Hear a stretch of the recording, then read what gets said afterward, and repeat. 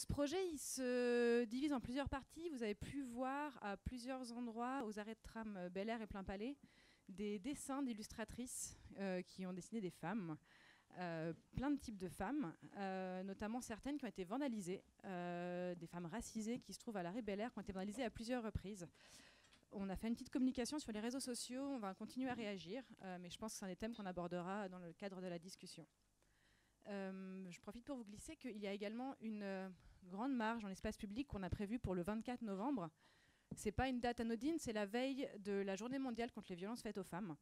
Et on avait envie de se rassembler, mais de manière artistique, à la manière des créatives. Et du coup, on a invité la fanfare 30 nuances de noir, qui est une fanfare afroféministe qui va défiler avec nous dans les rues de Genève. J'en profite également pour vous dire que, à l'issue de la table ronde, vous avez encore le temps de courir à l'Alhambra pour voir le concert de Néné Tchéri, parce que c'est bien fait, vous pouvez tout enchaîner. Et l'Alhambra comptant 700 places, a priori, il va encore y en avoir quelques-unes. Voilà. Je remercie toutes nos intervenantes d'être ici ce soir, parce que c'est vraiment un grand honneur et un grand plaisir de vous accueillir. Et je passe la parole à Laurence Di Félix, qui est journaliste à la RTS et qui va être la maîtresse de cette discussion. Merci beaucoup.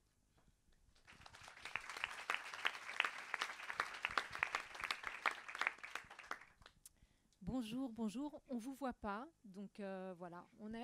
L'éclairage fait qu'on est dans la lumière. Ah, c'est mieux si on peut laisser comme ça. C'est un petit peu moins troublant pour nous, parce que sinon on a l'impression de parler au vide. C'est un peu troublant. Vous l'avez compris, la table ronde de ce soir porte donc ce titre, Comment rendre la ville aux femmes. En creux, on peut y lire un constat qui serait donc que la ville n'appartient pas aux femmes, et c'est de ça qu'on va d'abord parler ensemble avec les 4 invités de cette table ronde. On va commencer par dresser un bilan. Est-ce que la ville appartient réellement aux hommes? Est-ce que la ville est réellement un espace sexiste? Si c'est le cas, à quoi peut-on l'observer de manière objective ou subjective? Parce qu'évidemment, on a toujours un petit peu une tension entre ce qui est chiffrable et puis ce qui est juste de l'ordre du ressenti, mais qui compte quand même, parce que c'est de ce ressenti qu'on part chacune dans notre quotidien. On va donc commencer par dresser un bilan, et puis ensuite on va ouvrir le chapitre des solutions, parce que ça fera du bien, j'espère.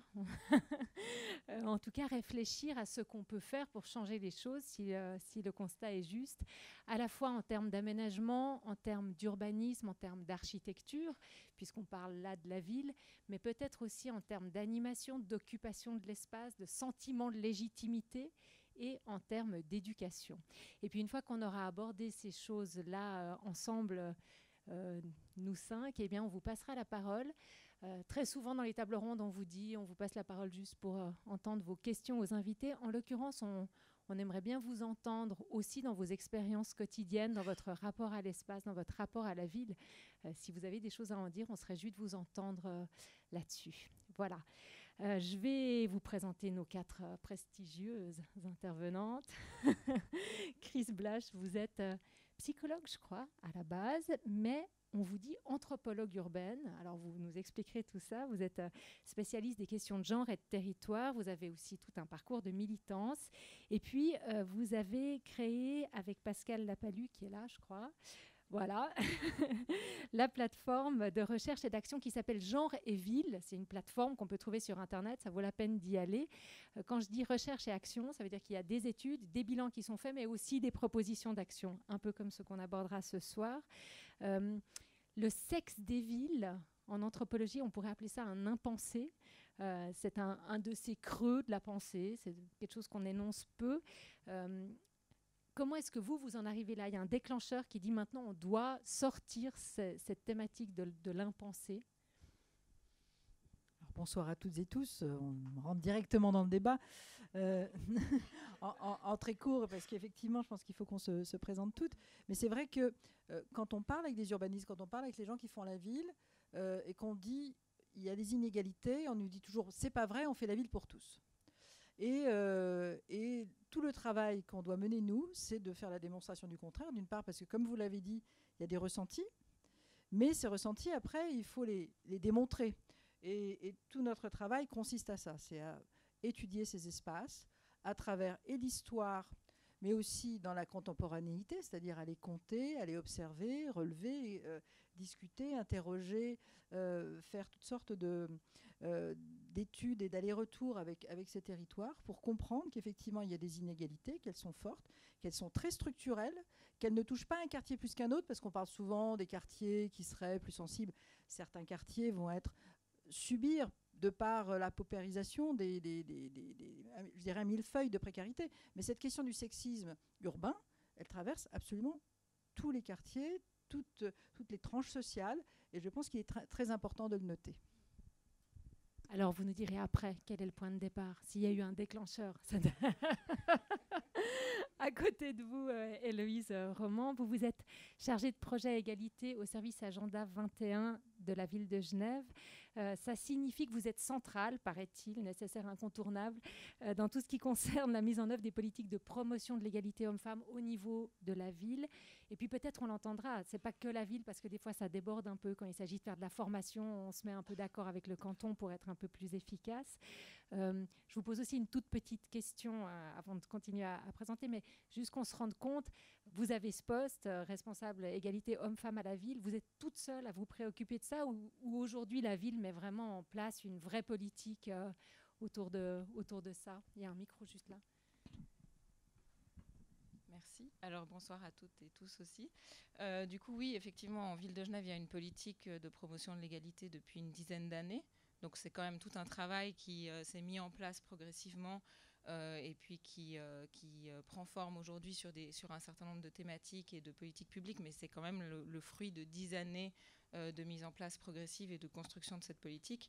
Donc effectivement, le développement de la politique, il est confié au service Agenda 21 Ville Durable, mais l'idée, c'est que ça soit une politique qui est transversale à l'administration.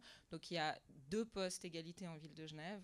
Aujourd'hui, il y a le poste qui est à l'Agenda 21, qui concerne plutôt le volet externe de la politique, comme on va l'appeler, donc tout ce qui est sensibilisation citoyenne, soutien aux associations, développement de réseaux, et puis tout ce travail de comment est-ce qu'on intègre de manière transversale les enjeux d'égalité dans les politiques publiques, donc dans les autres prestations et missions de la ville. Ça, mais ça, c'est le poste qui est à l'Agenda 21, celui que j'occupe depuis 6 ans maintenant. Et puis il y a un poste égalité-diversité à la DRH qui s'occupe du volet égalité professionnelle. Donc comment est-ce qu'on réalise l'égalité entre les femmes et les hommes à l'interne de l'administration. Puis après, à l'Agenda 21, il y a mon poste, il est au sein d'un pôle qui s'appelle Égalité-Diversité, où j'ai 2 collègues qui travaillent sur la diversité, donc plutôt culturelle, et puis les questions LGBT. Donc ça forme l'équipe, et puis après, on a évidemment du soutien avec des auxiliaires, avec des stagiaires qui viennent nous renforcer. Et puis ensuite, évidemment, en fonction des projets, on travaille avec les collègues des autres services dont la mission n'est pas la promotion de l'égalité, mais qui collaborent avec nous pour intégrer ces questions dans leur mission et dans leurs prestations. En fonction des projets, vous dites, on en parlera justement de certains de ces projets pour rentrer un peu plus dans la matière.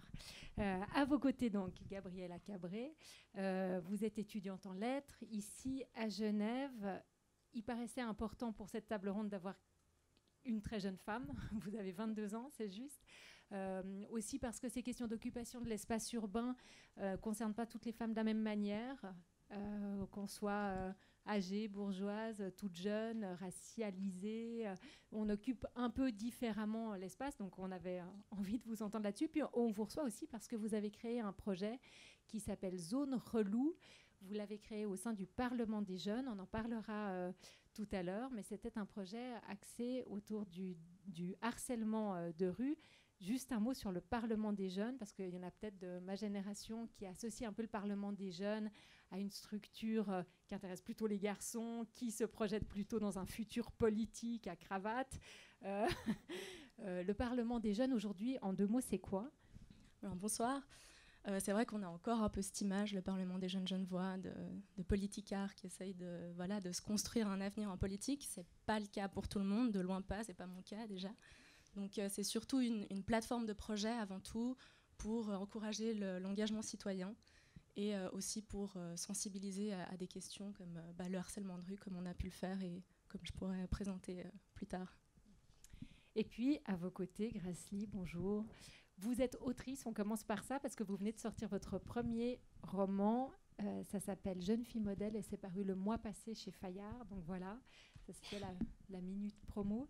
Par ailleurs, vous êtes blogueuse, vous êtes vidéaste et puis vous avez créé un podcast avec Rokhaya Diallo qui s'appelle Kif Taras, qu'on peut écouter sur Binge Audio, qui est donc une plateforme de podcast. Un podcast dans lequel vous discutez de l'intersection des ségrégations entre race et genre, on va dire ça comme ça. Vous discutez avec Rokhaya Diallo, puis vous intégrez dans vos discussions des femmes. Est-ce que cette question de l'espace urbain, de l'occupation de l'espace, elle est centrale dans vos discussions ? Bonsoir à toutes et à tous. Alors moi, c'est vrai que l'occupation de l'espace public, il est central pour moi parce que moi, je suis d'origine asiatique, comme vous pouvez peut-être le voir. Et du coup, les Asiatiques sont souvent considérés comme étant invisibles. Donc, invisible dans l'espace public, ça veut dire pas mal de choses parce que j'ai pas de cap d'invisibilité. Si vous voulez, quand je marche dans la rue, normalement, vous me voyez. Donc, si on dit que je suis invisible, que les personnes qui me ressemblent sont invisibles, c'est donc pas un constat, mais c'est plutôt un désir. Le désir que nous soyons invisibles, que cette ville ne nous appartient pas, c'est quelque chose qui est important de comprendre. Pourquoi est-ce que, à certaines personnes, nous et d'autres, on aurait moins le droit dans cette ville, dans ces villes, que d'autres. Alors on en parlera aussi de cette ségrégation particulière et de l'empilage des différentes ségrégations qui peuvent alourdir ou compliquer la tâche pour les femmes. Chris Blash, on va commencer vraiment à réfléchir du coup à cette histoire de bilan. Depuis quand est-ce qu'on documente ce sexisme des villes ou de l'espace et est-ce qu'on a des chiffres aujourd'hui, vous qui étudiez ça depuis un certain temps, comment on arriverait à objectiver la situation pour dire oui, la ville est sexiste, oui, la ville est masculine? Alors, ça fait quand même pas mal de temps que des chercheuses et chercheurs s'occupent de ces questions. On a vu des travaux qui, au travers même du XXe siècle, ont été produits. C'est vrai qu'il y a eu quand même une concentration de travaux qui se développe depuis maintenant, on va dire, un petit peu moins d'une dizaine d'années, de façon beaucoup plus, de façon de plus intensive, et puis qui s'agrège avec des travaux aussi législatifs, c'est-à-dire que l'Europe le Conseil de l'Europe a créé une charte européenne de l'égalité, donc il y a un certain nombre de choses qui se sont faites. Et à travers ça, les villes qui peuvent être signataires, comme la ville de Genève d'ailleurs, de ces chartes, peuvent s'engager. Et à partir de là, ça permet de mener des actions. Donc ces actions-là, aujourd'hui, commencent à produire certains fruits. Alors c'est encore très inégal d'une ville à l'autre, mais on commence à pouvoir relever les choses, on peut commencer à faire ce qu'on appelle de l'égalité comparée ou de l'égalité intégrée, des rapports de situation comparée. En France, par exemple, il y a une obligation pour les villes de plus de 20 000 habitants de faire des rapports de situation comparée sur un certain nombre de points, c'est-à-dire comment l'argent est investi, quelle est la répartition en termes de parité, etc. Donc tous ces éléments-là commencent à nous donner des réponses un peu plus concrètes. En termes de chiffres, on se rend compte que nous commençons à travailler sur ces questions-là. Je vois, par exemple, on fait des travaux très souvent avec la chercheuse Edith Marvé-Jules, qui est basée à Bordeaux. Et à travers ces travaux avec Edith, quand on a fait une étude à Aubervilliers sur la jeunesse et l'accès des jeunes à la culture, au sport. On en a fait une à Brive. Et on se rend compte que la première chose, c'est qu'on arrive dans des villes et on n'a rien d'homogène, en fait. C'est très, très difficile de faire remonter les chiffres parce que si on va dans les services des sports, alors soit ils ont par catégorie d'âge, mais ils n'ont pas le sexe. Soit ils ont par sexe, mais ils n'ont pas la catégorie d'âge. Soit ça a été traité une année, mais ça n'a pas été traité la suivante. Donc il y a vraiment un besoin pour pouvoir commencer à travailler les chiffres, d'installer un petit peu partout des outils, des outils référentiels en quelque sorte, de façon à ce qu'on puisse travailler de façon homogène dans la durée, se dire par rapport à l'année dernière, qu'est-ce qui a évolué, etc. Donc c'est vrai qu'on balbutie encore un peu. À quel point c'est jeune, cette préoccupation tout à fait. genre et cité. Ouais. Il y a un espace dans lequel on sait qu'on a des chiffres, c'est les noms de rues. Alors c'est peut-être périphérique, parce que c'est pas parce qu'on est dans une rue qui a un nom masculin qu'on se sent plus ou moins à l'aise en tant que femme, mais peut-être que c'est symboliquement assez fort, et là on a des chiffres.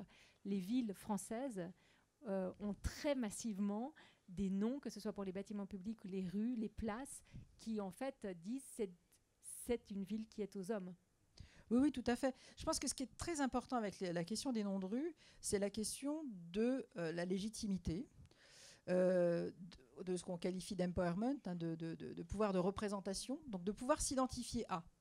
Et c'est vrai que si on prend les villes françaises, on peut dire qu'il y a, selon les villes, entre 2 et 10%, quand on a beaucoup de chance, de rues qui ont des noms de femmes.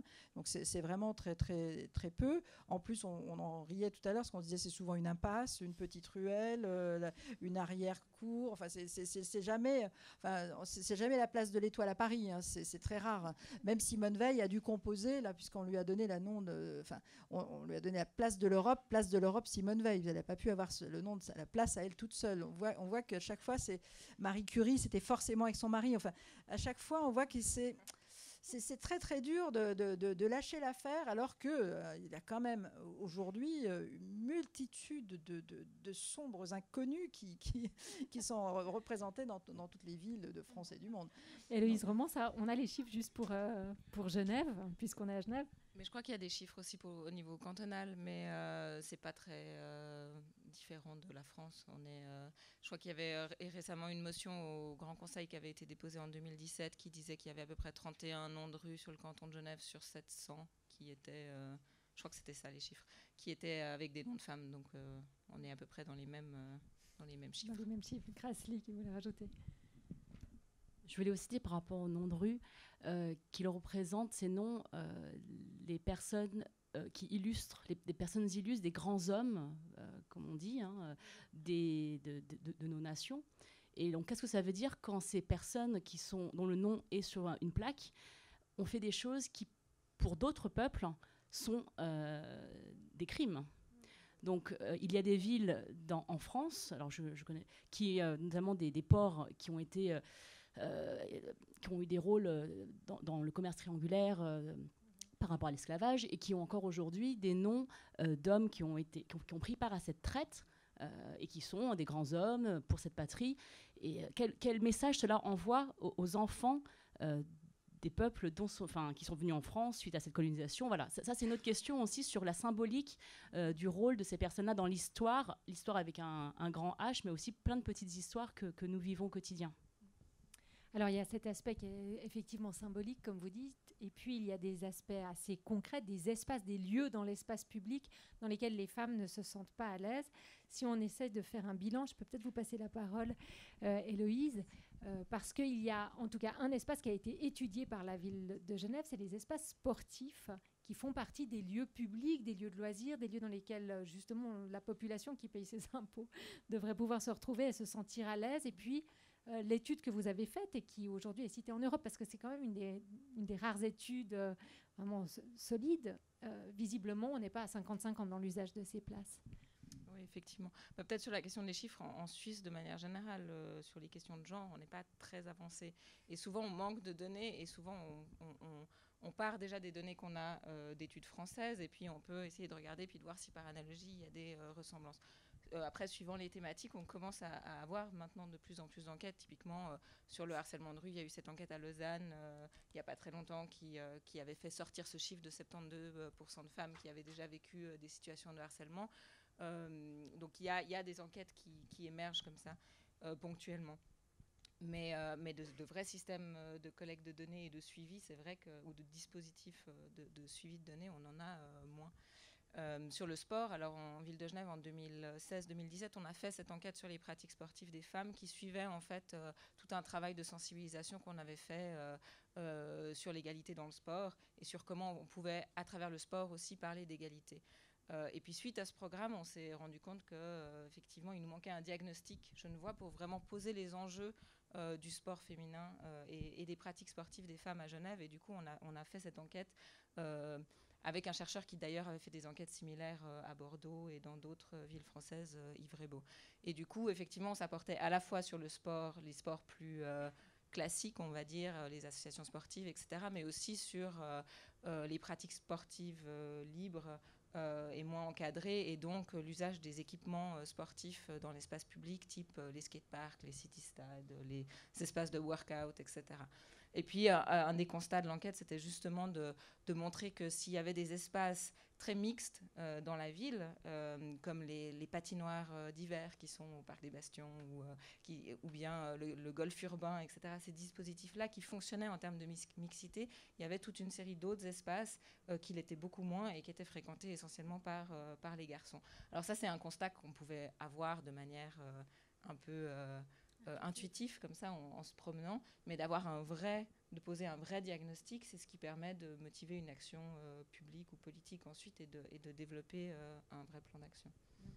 Chris Blash, ces chiffres, ils existent aussi pour la France. Moi, j'ai lu 80% de l'usage des équipements sportifs urbains publics serait en fait utilisé par des garçons et avec un report pour les sports féminins dans l'ordre du privé, les cours de danse, le fitness, etc. Ce qui signifie des sports qu'elles doivent payer, alors que les espaces publics seraient suroccupés par les hommes. C'est ce qu'on observe en France. Oui, c'est tout à fait le cas. Et alors, c'est intéressant ce que disait Héloïse à l'instant, c'est que il y a le sport qui est pratiqué dans les associations, et donc là, on peut retrouver, et on peut éventuellement avoir un impact peut-être un peu plus fort en ayant des exigences, en disant on va moins financer les associations qui ne vont pas avoir, par exemple, un groupe filles ou ne vont pas avoir une section filles. Quand on est dans de l'accès libre, là, on est vraiment avec tous les ressorts qui sont aussi les ressorts de l'acquisition de l'espace, de la légitimité dans l'espace public. Et il y a aussi dans cette dimension de l'utilisation de ces espaces sportifs, non seulement un usage par les garçons, mais ce n'est pas uniquement ça, c'est aussi un usage par un certain type d'hommes, en fait, et aussi d'une personnalité auquel les hommes sont censés adhérer. Donc là, on parle vraiment de ce qu'on qualifie d'hégémonie masculine, c'est-à-dire d'un modèle dominant auquel il faut se référer et qui contraint les hommes à s'y référer au risque de déchoir dans la catégorie femme, et qui est aussi un modèle qui, par conséquent, subordonne les femmes à ce groupe. Donc, qu'est-ce qui se passe ? Ça veut dire que ça répond... Les autorités politiques se disent il faut canaliser l'énergie virile, jeune, avec tout ce que ça a comme présupposé de violence, de virilité cliché, et on fabrique des lieux qu'on finance avec l'argent public, évidemment, pour faire canaliser cette surénergie de la virilité. Ouais. Donc on est vraiment quelque part dans une surenchère et c'est un manque d'imagination totale en permanence et ça fait partie de nos travaux et je pense aussi de la réflexion qui est menée dans les villes, c'est de se dire mais à chaque fois qu'on a une dent creuse, c'est-à-dire un espace entre deux bâtiments ou quand on a un espace public, est-ce qu'on doit systématiquement avoir un city-stade? Est-ce qu'on doit systématiquement avoir un terrain de foot? Est-ce qu'on doit systématiquement avoir un terrain de basket? Et c'est toujours la réponse. Alors ça ne va pas empêcher, si l'idée c'est de se dire il faut que les garçons arrêtent de tenir le mur et là on va savoir où ils sont, ça ne va pas les empêcher de tenir le mur de toute façon. Et en plus, ils vont occuper cet espace-là et ils vont l'occuper de façon extrêmement légitimée. Donc, par conséquent, des femmes ou des jeunes filles qui veulent aller sur ces espaces-là ne trouvent pas leur place parce qu'ils ont avec raison, puisqu'on leur a dit c'est à vous, ils ont avec raison une emprise sur ces espaces-là et ce qui crée des no-go zones.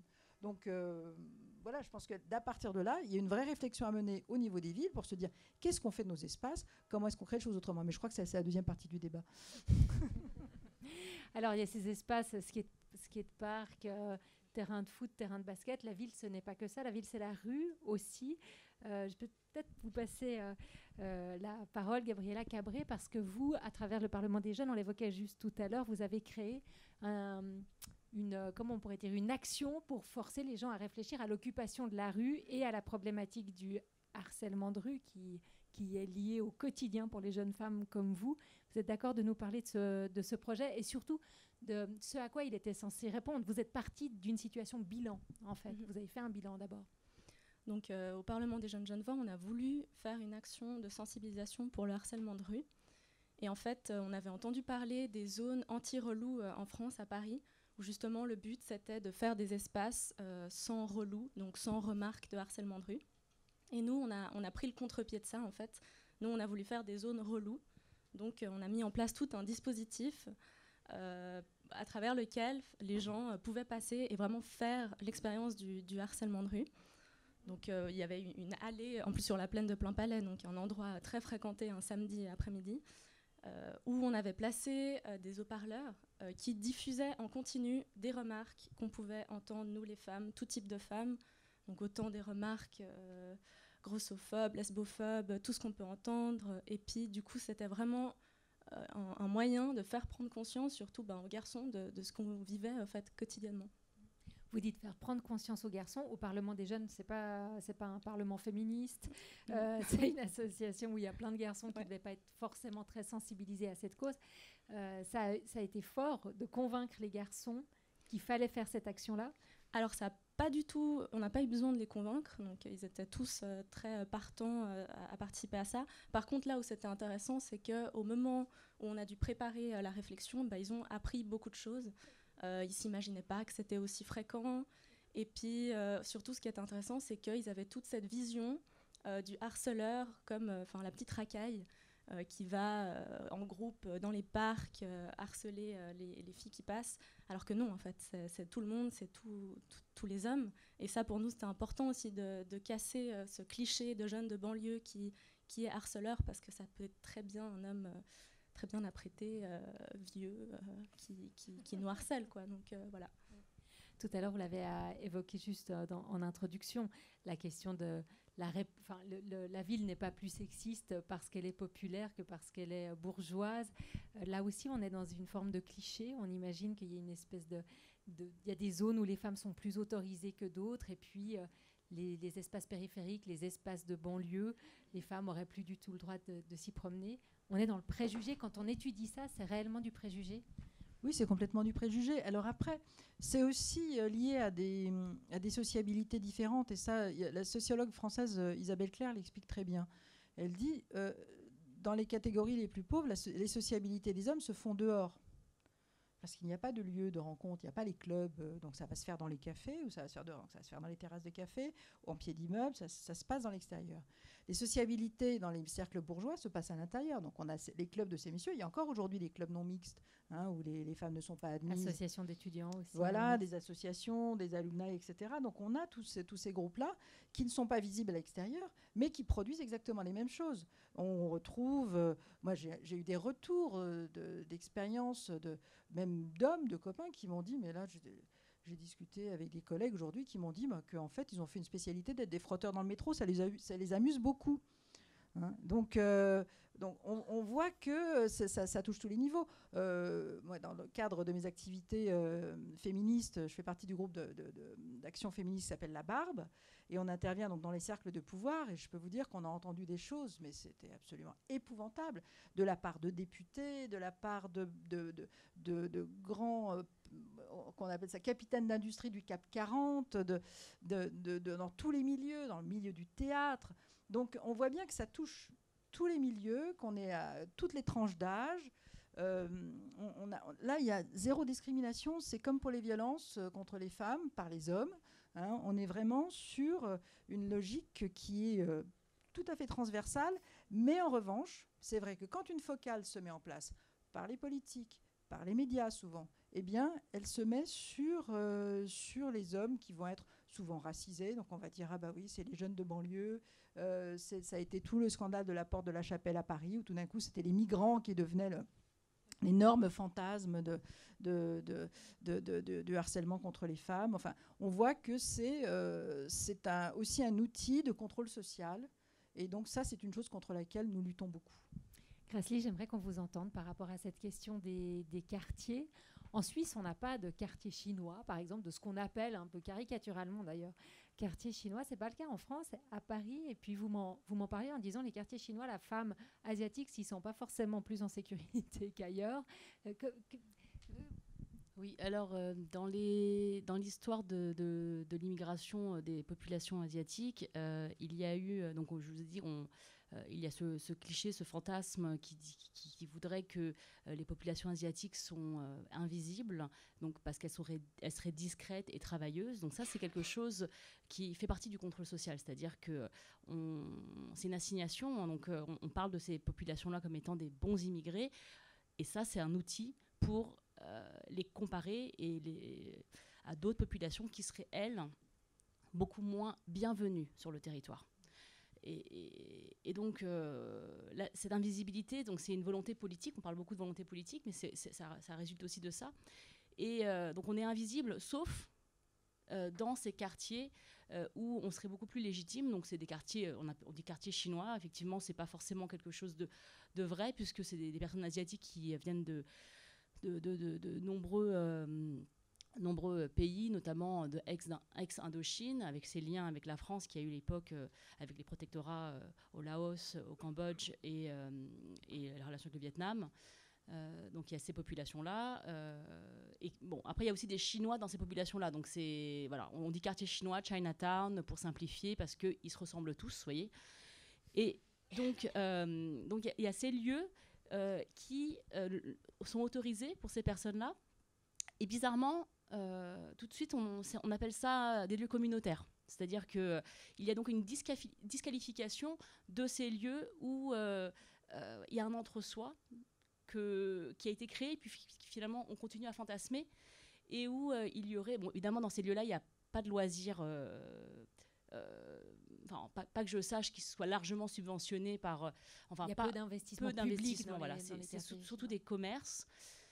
Et la présence des femmes dans ces quartiers, elle est soit liée... Alors, il y a 2 quartiers à Paris qui sont connus pour être des quartiers aux origines asiatiques. Il y a le 13e, qui est historiquement l'un des premiers Chinatown. Et il y a aussi Belleville, qui est un melting pot et qui est aussi de plus en plus un lieu où s'installent les populations d'origine chinoise. Et donc, il y a à Belleville, notamment visiblement, de manière visible, beaucoup de femmes qui sont travailleuses du sexe.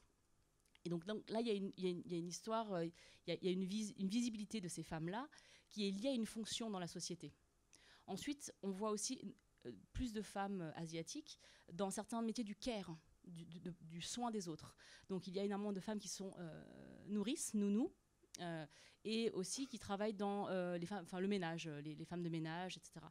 Et à chaque fois, il y a une association de traits, de personnalités qui vont avec. C'est-à-dire que les nounous asiatiques seraient plus honnêtes, plus douces, elles feraient mieux à manger, c'est important pour les enfants. Voilà, les femmes de ménage, elles auraient aussi également d'autres attributs. Voilà, comme si culturellement, il y avait un lien entre leur capacité pour faire un travail, qui peut être appris, hein, comme tout le monde peut le faire en fait. Donc, il y aurait un lien culturel entre leur capacité à performer dans ces métiers-là et du coup la place qu'on leur autorise dans la société. Mais ça signifie que dans l'espace public, quand vous vous baladez dans un quartier désigné asiatique, vous ne vous sentez pas plus légitime à y être, vous êtes exotique aussi pour les visiteurs de l'extérieur. Est-ce que vous vous sentez plus à l'aise dans un quartier comme celui-là que dans un autre ? Je ne sais pas si c'est une question d'être à l'aise, mais en tout cas, quand on me demande où je vis, il y a peut-être une attente. On me dit « Ah, bah, tu n'habites pas là, tiens ». Ou sinon, on me dit « Ah bah oui, bah, forcément, tu es dans le 13e ». Comme s'il y avait... alors, je ne sais pas, du coup, c'est bon. Maintenant, j'ai peut-être moins de mal-être lié à ça, puisque j'ai beaucoup travaillé sur justement ces préjugés pour m'en détacher. Mais je pense qu'il y a ces attentes sociales-là, elles sont présentes encore voilà, dans ces quartiers-là. C'est-à-dire que ça peut être soit une histoire de quartier, soit ça peut être des métiers, voilà, comme on disait, ou alors ah, t'es restaurateur, ah, j'adore la bouffe chinoise. Enfin bon, voilà, tout ça, ça se mélange en fait dans cette géographie désignée où on pourrait évoluer librement. On parlait tout à l'heure du harcèlement, gardez seulement le micro parce que je voulais justement vous faire rebondir là-dessus. Vous évoquiez tout à l'heure le fait qu'il y a beaucoup de travailleuses du sexe qui sont d'origine asiatique. Ça se retrouve dans les types de harcèlement auxquels sont confrontées les filles asiatiques dans l'espace public ? Oui, donc en tant que femme, donc, j'ai été victime de harcèlement de rue. Et la spécificité du harcèlement de rue qui me cible, moi, c'est qu'il y a une intersection entre le racisme et le sexisme. C'est-à-dire que je suis une femme asiatique, donc en plus d'avoir les remarques liées à la femme, donc vous êtes charmante, voilà. Il y a aussi une part de alors vous êtes toutes, je suis jamais sortie avec une asiatique, donc ça on me le dit parfois. Je ne suis jamais sortie avec une asiatique. Ça me fait une belle jambe, hein, vraiment. Parce que encore une fois, donc on rappelle souvent aux gens que le harcèlement de rue, ce n'est pas de la drague. Hein, c'est une technique de domination. C'est-à-dire, c'est la personne qui me dit vous êtes charmante. Je pense qu'il a un infime espoir de pouvoir conclure, hein, mais il le fait parce qu'il peut le faire. Il le fait pour me rappeler qu'il peut me dire t'es charmante. Et c'est une forme de domination. Donc en plus, seulement il me dit t'es charmante, mais ensuite il me dit il paraît que vous. Et alors là, généralement quand ça vient derrière ça, c'est un festival. Hein, voilà. Il paraît que vous êtes toutes. D'ailleurs, on est toutes belles. Il n'y a pas une femme asiatique moche, il faut le savoir. Vous êtes toutes. Donc ça va des choses très simples, enfin simples comme le physique, à des choses très très violentes, très intimes, comme vous avez tous un vagin serré. Parce que ça, c'est un vrai fantasme qui existe auprès des.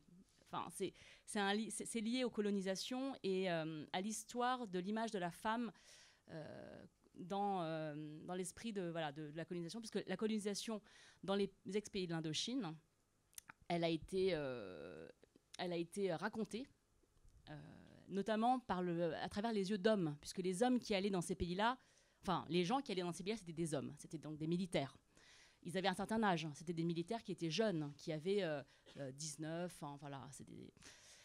Et donc ils se sont installés pour la plupart, pour quelques mois, quelques années, etc. Et donc du coup, il s'est créé une relation avec les populations locales qui étaient de l'ordre du coup de ces jeunes hommes qui avaient besoin ou qui voulaient qui voulaient se divertir. Et il y avait une offre qui s'est faite, donc des femmes qui ont trouvé là l'occasion de tirer leur épingle du jeu. Et donc il y a une histoire coloniale de la femme objet, désir, de la femme racisée et ça, c'est resté. C'est-à-dire qu'il y a des cartes postales, il y a des posters, il y a des récits, il y a des pièces de théâtre, il y a des écrivains qui sont à l'Académie française, hein, qui ont écrit des choses là-dessus, de cette imagerie érotisée de ces femmes. Alors, je parle de l'Asie, mais la même chose existe pour tous les autres lieux où se sont installés les colons. Et qui se retrouvent encore aujourd'hui dans des espèces d'habitudes, ou je ne sais pas comment on pourrait dire, de clichés. Absolument, qui existent encore. Donc, et de drague et d'intimité, donc, et de fantasmes non avoués. Alors, on va passer quand même à ce qu'on pourrait faire. Avant ça, je voulais quand même vous soumettre une remarque, parce que hier soir, je rentre chez moi assez tard et je tombe sur un monsieur qui est en train de faire pipi dans la rue. Et je me suis dit, parce que j'allais animer cette table ronde ce soir, je me suis dit, tiens, voilà une drôle de manière de marquer son territoire, que normalement on laisse plutôt aux mammifères non humains. Et je me suis demandé si vous aviez une réflexion là-dessus, avant de passer aux politiques publiques qu'on pourrait mener pour améliorer la situation et la position des femmes dans l'espace public. Ça vous inspire quelque chose, tous ces hommes qui font pipi dans la rue? Pour vous, ça fait partie du sexisme des villes? Alors moi, je suis tombée sur un aussi il n'y a pas très longtemps. Et je pense que si on fait le test dans la salle, de demander à qui c'est arrivé récemment, ça serait intéressant. Mais à votre avis, peut-être Chris Blash, vous, cette manière-là de marquer son territoire dans l'espace urbain, elle fait partie de ce qu'on pourrait appeler le sexisme des villes? Oui, je crois qu'on pourrait reprendre les chansons, hein, ils font pipi contre les murs, parfois sur le bout de leurs chaussures. Hein, je ne sais pas si vous connaissez cette vieille, cette chanson magnifique de, comment elle s'appelle, d'Henri Tachant, oui, tout à fait. Mais il y a une légitimité. C'est un signe qui montre la légitimité. Ça fait partie de cette fameuse légitimité dans l'espace public, c'est-à-dire qu'ils ont tous les droits dans cet espace, et y compris le droit de montrer cette chose qui serait tellement flamboyante. Hein. Et donc c'est ennuyeux à plusieurs titres, d'une part parce que c'est beaucoup plus compliqué pour une femme de faire ses besoins dans l'espace public, alors que dans le fond, qu'est-ce qu'elle montrerait? Son fessier, ça n'est guère qu'une paire de muscles, c'est pas très, très, très visible. Voilà. Et alors que lui, il montre quelque part la chose dont on nous décrit en permanence, que c'est extrêmement fragile aussi. Hein, donc, et pourtant, on l'expose, on l'exhibe. Donc il y a quand même beaucoup de choses qui montrent que, non, ça a beau être fragile, on peut l'exposer. Donc il y a à la fois l'incivilité, la possibilité d'être incivil, il y a aussi un ensemble. Bon, il y a aussi le fait de nous faire subir ça, parce que c'est une exhibition. Alors moi, je ne suis pas du tout quelqu'un de prude, hein, c'est pas la question, je m'en fous de voir une bite, allons-y. Mais la question c'est cette question de me la faire subir. Je n'ai pas forcément envie, au moment où je sors dans la rue, effectivement. Bon, et le corollaire, hein, parce qu'après, ça sent le pipi. Non, mais voilà, tout ce qui va avec. Donc c'est intéressant. Et juste pour finir cette boucle-là, on voit que quand même, il y a des politiques publiques qui mettent en place des urinoirs. On a eu une polémique à Paris récemment avec les urinoirs soi-disant écolos parce qu'on pisse dedans et après ça fait du terreau qui va repartir et on a des petites plantes au-dessus. Il n'en reste pas moins que c'est des choses qui sont mises en plein cœur de la ville et qui exposent donc, et qui discriminent parce que une femme qui a tout à fait le droit de boire de la bière va avoir les mêmes besoins mais va devoir se contorsionner, avoir des infections urinaires parce qu'elle se retient, va devoir aller payer dans un café pour payer une consommation pour pouvoir aller aux toilettes, etc. Donc c'est vraiment une question centrale, cette question des toilettes. Elle a besoin d'être affirmée et elle n'est pas traitée, elle est toujours considérée, non pas comme secondaire, mais on a eu une discussion hier à la mairie, on disait ça coûte toujours très cher, alors qu'on ne remet pas du tout en cause plein de choses de la voirie qui coûtent extrêmement cher, hein. Tout le matériel défensif pour les voitures, etc., ça coûte très cher. Les bordures de trottoir, ça coûte très cher. Tous les feux, les bornes, etc., ça coûte beaucoup d'argent. Mais tout d'un coup, quand on arrive des toilettes publiques pour rétablir l'égalité, c'est pas possible. Donc on voit que cette légitimité, il y a des choses très profondes. Les hommes ont le droit de faire des choses. Les femmes ne sont pas autorisées dans cet espace public. Donc ça repose bien à cette articulation de qui a le droit, donc de cette domination. Et il faut qu'on s'en sorte. Grassley. Et moi, je ne sais pas pour vous, mais quand je tombe sur un homme qui fait pipi, en fait, je baisse les yeux. En fait, je pense que rares sont les femmes qui disent... alors, j'entends les oh là là, mais c'est quand même un petit peu dans la barbe et tout. Et ça m'est encore arrivé il n'y a pas longtemps, il y a un homme qui fait ça. Limite, il me regarde pour voir si j'avais bien vu, en fait, quoi.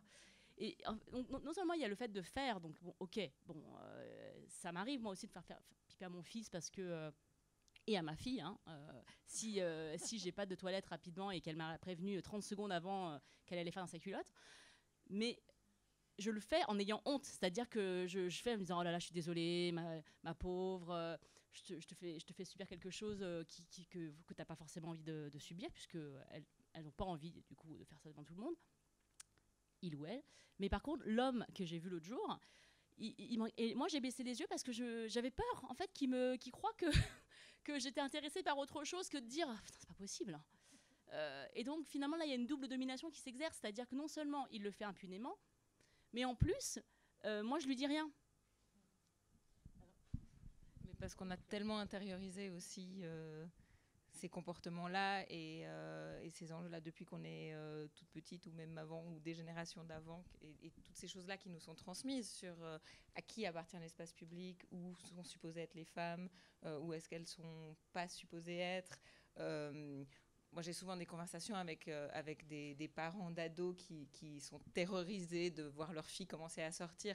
Pas parce qu'ils n'ont pas envie que leur fille soit libre et indépendante et autonome, et parce que ça, ils le souhaitent, mais parce qu'ils sont très inquiets de ce qu'elles vont vivre dans l'espace public. Alors après, il faut aussi rappeler que l'essentiel des violences que les femmes vivent, ça reste dans la sphère privée. Et ça, sur les débats sur le harcèlement de rue, aujourd'hui, on a tendance à l'oublier parce qu'il y a un focus médiatique sur le harcèlement de rue. Et d'ailleurs, on pourrait parler de harcèlement dans l'espace public, comme ça éviterait...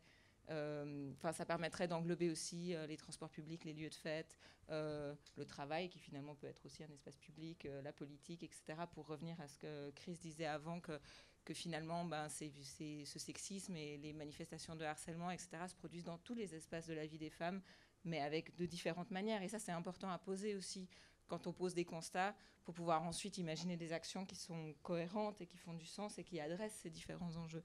Et ça fait le lien peut-être avec la partie action aussi, parce Exactement. Que justement, sur quoi on agit, à quel niveau et comment.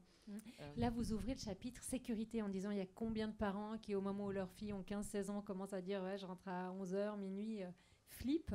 Il y a toujours une ambivalence avec la question de la sécurité. On donne des recommandations aux filles, marche vite, rentre tôt, fais-toi raccompagner, donne-toi un air décidé. Il y a une forme de paternalisme derrière ces recommandations.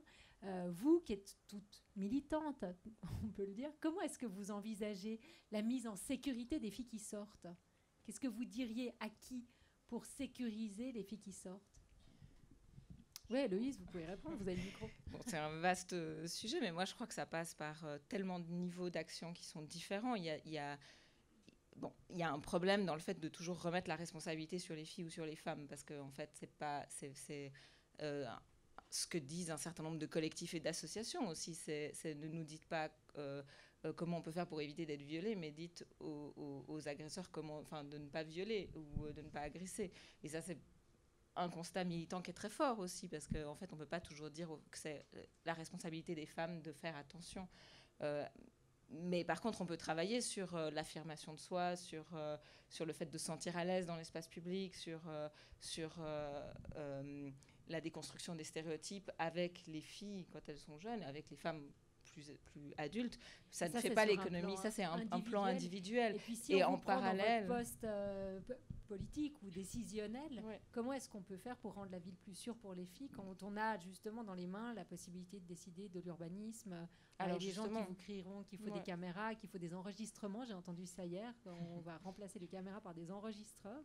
Alors moi je ne suis pas très adepte des mesures très sécuritaires, mais c'est parce que je travaille à l'agenda 21. Donc mais je pense que les actions individuelles, elles sont importantes. Comment nous, en tant que collectivité publique, on peut soutenir aussi les associations, les collectifs qui travaillent sur les questions d'affirmation de soi, d'émancipation. Après, il y a la question de l'éducation des garçons aussi. Comment on déconstruit les injonctions à la virilité, comment on travaille là-dessus. Ça reste du niveau individuel. Après, il y a la question de comment la récolte de données, on en a parlé avant, hein, il faut pouvoir poser des constats pour pouvoir ensuite agir.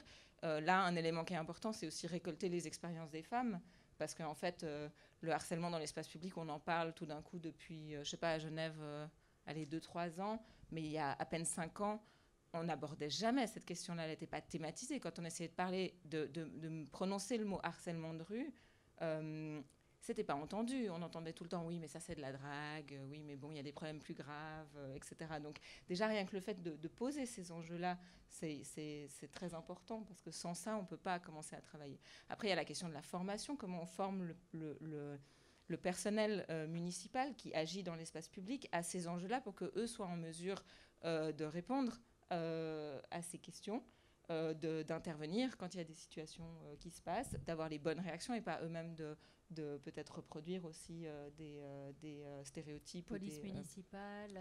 Oui, travailleurs sociaux, police municipale, enfin tous les gens qui agissent dans l'espace public ou tous les gens qui pensent l'espace public aussi. Hier, justement, avec Chris et Pascal Lapalu, il y avait cet atelier qui a été animé à l'interne de l'administration pour le personnel municipal pour réfléchir justement aux enjeux de genre dans l'espace public. Et il faut sensibiliser le public à l'extérieur, mais il faut sensibiliser les professionnels et ça vaudrait aussi dans toutes les administrations publiques, hein, au niveau cantonal et partout.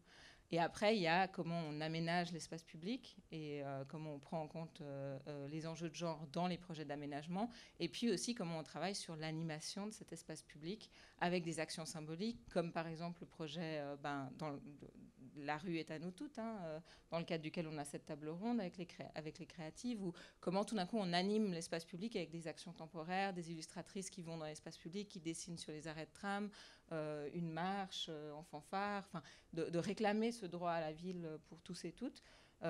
Après, ça peut être aussi, par exemple, de réfléchir aux déplacements pour aller dans les lieux de fête et pour en repartir. Il y a le projet de Weekend and Sit, qui est une association qu'on soutient, qui est un label en fait pour une vie nocturne sans sexisme. Donc comment on travaille aussi avec les lieux de fête, on les forme. À l'intérieur des clubs. À l'intérieur des clubs, eux mais aussi veillent à faire respecter voilà. des normes. Oui, ou comment, mais du coup l'extension de cette réflexion-là sur les lieux de fête, c'est qu'est-ce qui se passe sur les déplacements quand on a des lieux de fête qui sont de plus en plus souvent dans des zones un peu périphériques ou industrielles, etc. Comment on travaille sur cet espace public pour assurer, pour renforcer le sentiment de sécurité. Je crois que il il y a la question de la sécurité, mais il y a la question du sentiment de sécurité, comment on se sent dans l'espace public en tant que femme ou en tant que personne qui appartient à un groupe potentiellement discriminé. Gabriella Cabré, je vous voyais opiner du chef. Je vous disais, on aimerait bien vous entendre en tant que jeune, très jeune femme, mais adulte qui sortait, qui avait une vie. Quels sont les facteurs qui font que vous vous sentez en sécurité ou en insécurité quand vous êtes dans l'espace public ici à Genève? Alors déjà, pour rebondir ce que tu disais, Louise, c'est vrai qu'en tant que femme, quand on sort le soir, on a beaucoup de stratégies d'évitement. Et ça, je pense que pas tout le monde s'en rend forcément compte. Je pense qu'on en fait un peu toute l'expérience. Éviter de prendre un parc voilà, où il n'y a pas beaucoup de lumière. Je pense que la question de la lumière est aussi importante. Changer de trottoir si on voit qu'il y a un groupe d'hommes, ou ne serait-ce qu'un seul homme qui nous paraît étrange. Ne pas mettre cette jupe ce soir-là parce qu'on sait qu'on va rentrer plus tard. Enfin, il y a plein de stratégies et des fois aussi ça devient un peu de la paranoïa dans le sens où sans doute que l'homme qui était sur ce trottoir-là, il allait peut-être rien me dire, mais pour le coup, voilà, j'ai préféré changer de trottoir, mettre mes écouteurs, mais pas trop fort parce que s'il y a trop de musique, je peux pas entendre s'il se passe quelque chose derrière moi. Donc voilà, c'est toutes des stratégies qu'on met en place parce que on ne se sent pas en sécurité, quoi, tout simplement. On ne se sent pas en sécurité, puis tout d'un coup, on voit au bout de la rue une autre fille, et soudainement, on se sent beaucoup plus en sécurité. En tout cas, moi, je ne sais pas si ça fait écho. C'est-à-dire l'occupation de l'espace par les femmes génère un sentiment de sécurité pour toutes les femmes, on peut dire ça comme ça? Tout à fait, rien aussi que dans les transports publics. On va choisir, surtout le soir, les noctambus, on va plutôt aller à l'avant du bus, parce qu'on sait qu'il y a le chauffeur, ou bien aussi près des autres femmes. Et puis, à ce propos aussi, dans les bus, dans la réflexion qu'on a eue aussi avec beaucoup de filles au Parlement des jeunes, c'est que, en fait, on a été toutes témoins, ou bien on sait qu'on a vécu des remarques dans les transports publics, qu'il y avait d'autres gens, mais que les gens ne réagissaient pas.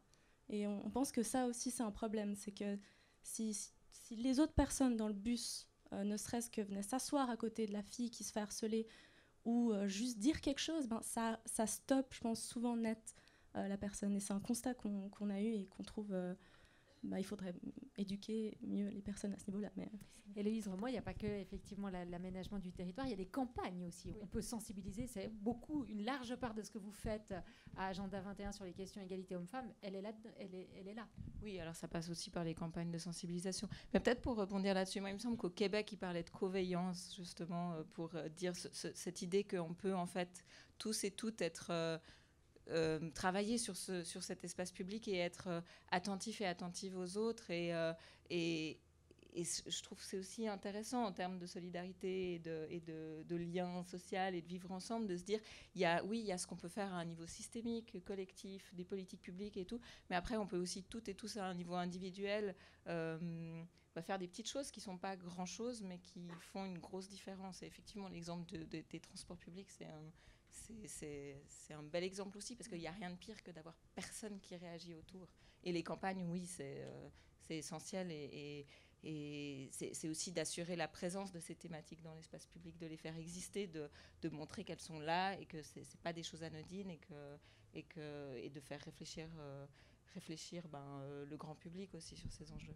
Gracely, à travers votre podcast que vous avez avec Rokhaya Diallo, on a l'impression qu'il y a une espèce de sororité ou un truc de communauté féminine, de bienveillance, on pourrait dire ça comme ça, d'échange, de confiance. Ça passe aussi un petit peu par ça, l'entraide. Oui, je pense qu'il y a de plus en plus, depuis plusieurs années, cette sororité qui s'exprime, c'est-à-dire une sororité, ça ne veut pas dire qu'il faut aimer toutes les femmes de notre entourage, parce qu'il y en a quand même plein qu'on n'aime pas. Mais en tout cas, il existe que cette bienveillance naturelle qui existe chez les hommes, parce que ça a toujours été dans l'éducation des hommes, de s'entraider entre eux. On parlait de ces clubs-là pour gentlemen. Eh bien, dans ces clubs, ils se tenaient la main, ils s'envoyaient l'ascenseur, ils ont été éduqués comme ça en se disant « tu vas réussir si tu es bien entouré de tes pairs ». Et je pense que pour les femmes, il y a eu longtemps, moi quand j'ai grandi, pour moi, le mot sororité, j'avais jamais entendu parler du mot sororité. Hein. D'ailleurs, je pense que très peu de gens, moi je savais même pas que l'adjectif c'était sororal. Je pensais que ça n'existe pas. Et pour moi, la sororité, c'était une association étudiante américaine où les filles se crêpaient les chignons et se bisutaient au début de l'année scolaire. C'était ça, la sororité. Donc on a fait beaucoup de chemin depuis lors. Et je pense que dans les cercles militants et artistiques, aujourd'hui, il y a vraiment des passerelles qui se font entre les femmes de... Moi, j'ai, tout le long de mes projets, eu des femmes qui m'avaient tendu la main pour me dire « Attends, viens ». Parce qu'on va faire un truc où on va se mettre en avant, nous les femmes, et ça va faire boule de neige. Donc je pense que ça, c'est quelque chose qui se met en place. Et de la même manière que ce que disait Héloïse, moi je pense qu'il faut déplacer les curseurs, et je pense que les femmes le font en ce qui concerne le sexisme, mais les femmes racisées le font aussi en ce qui concerne le racisme.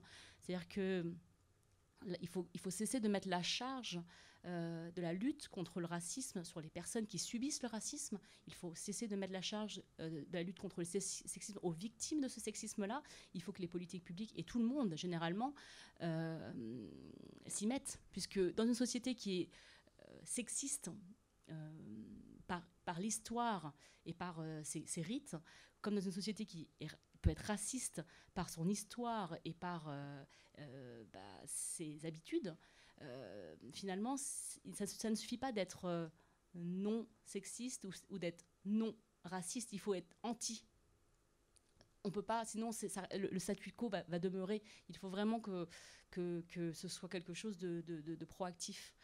Donc, et dans la sphère artistique, il y a vraiment cette phase de réappropriation des narrations qui est en train de se passer aujourd'hui. C'est avec des femmes prennent la parole, qui a été libérée. Donc ça, c'est une première étape. Et ensuite, maintenant, il y a une réappropriation de leur narration, c'est qu'elles racontent leurs histoires et qui forcément va déconstruire des choses, puisque une femme qui raconte une histoire, elle va le faire d'un point de vue d'elle-même, donc d'une femme, et elle va mettre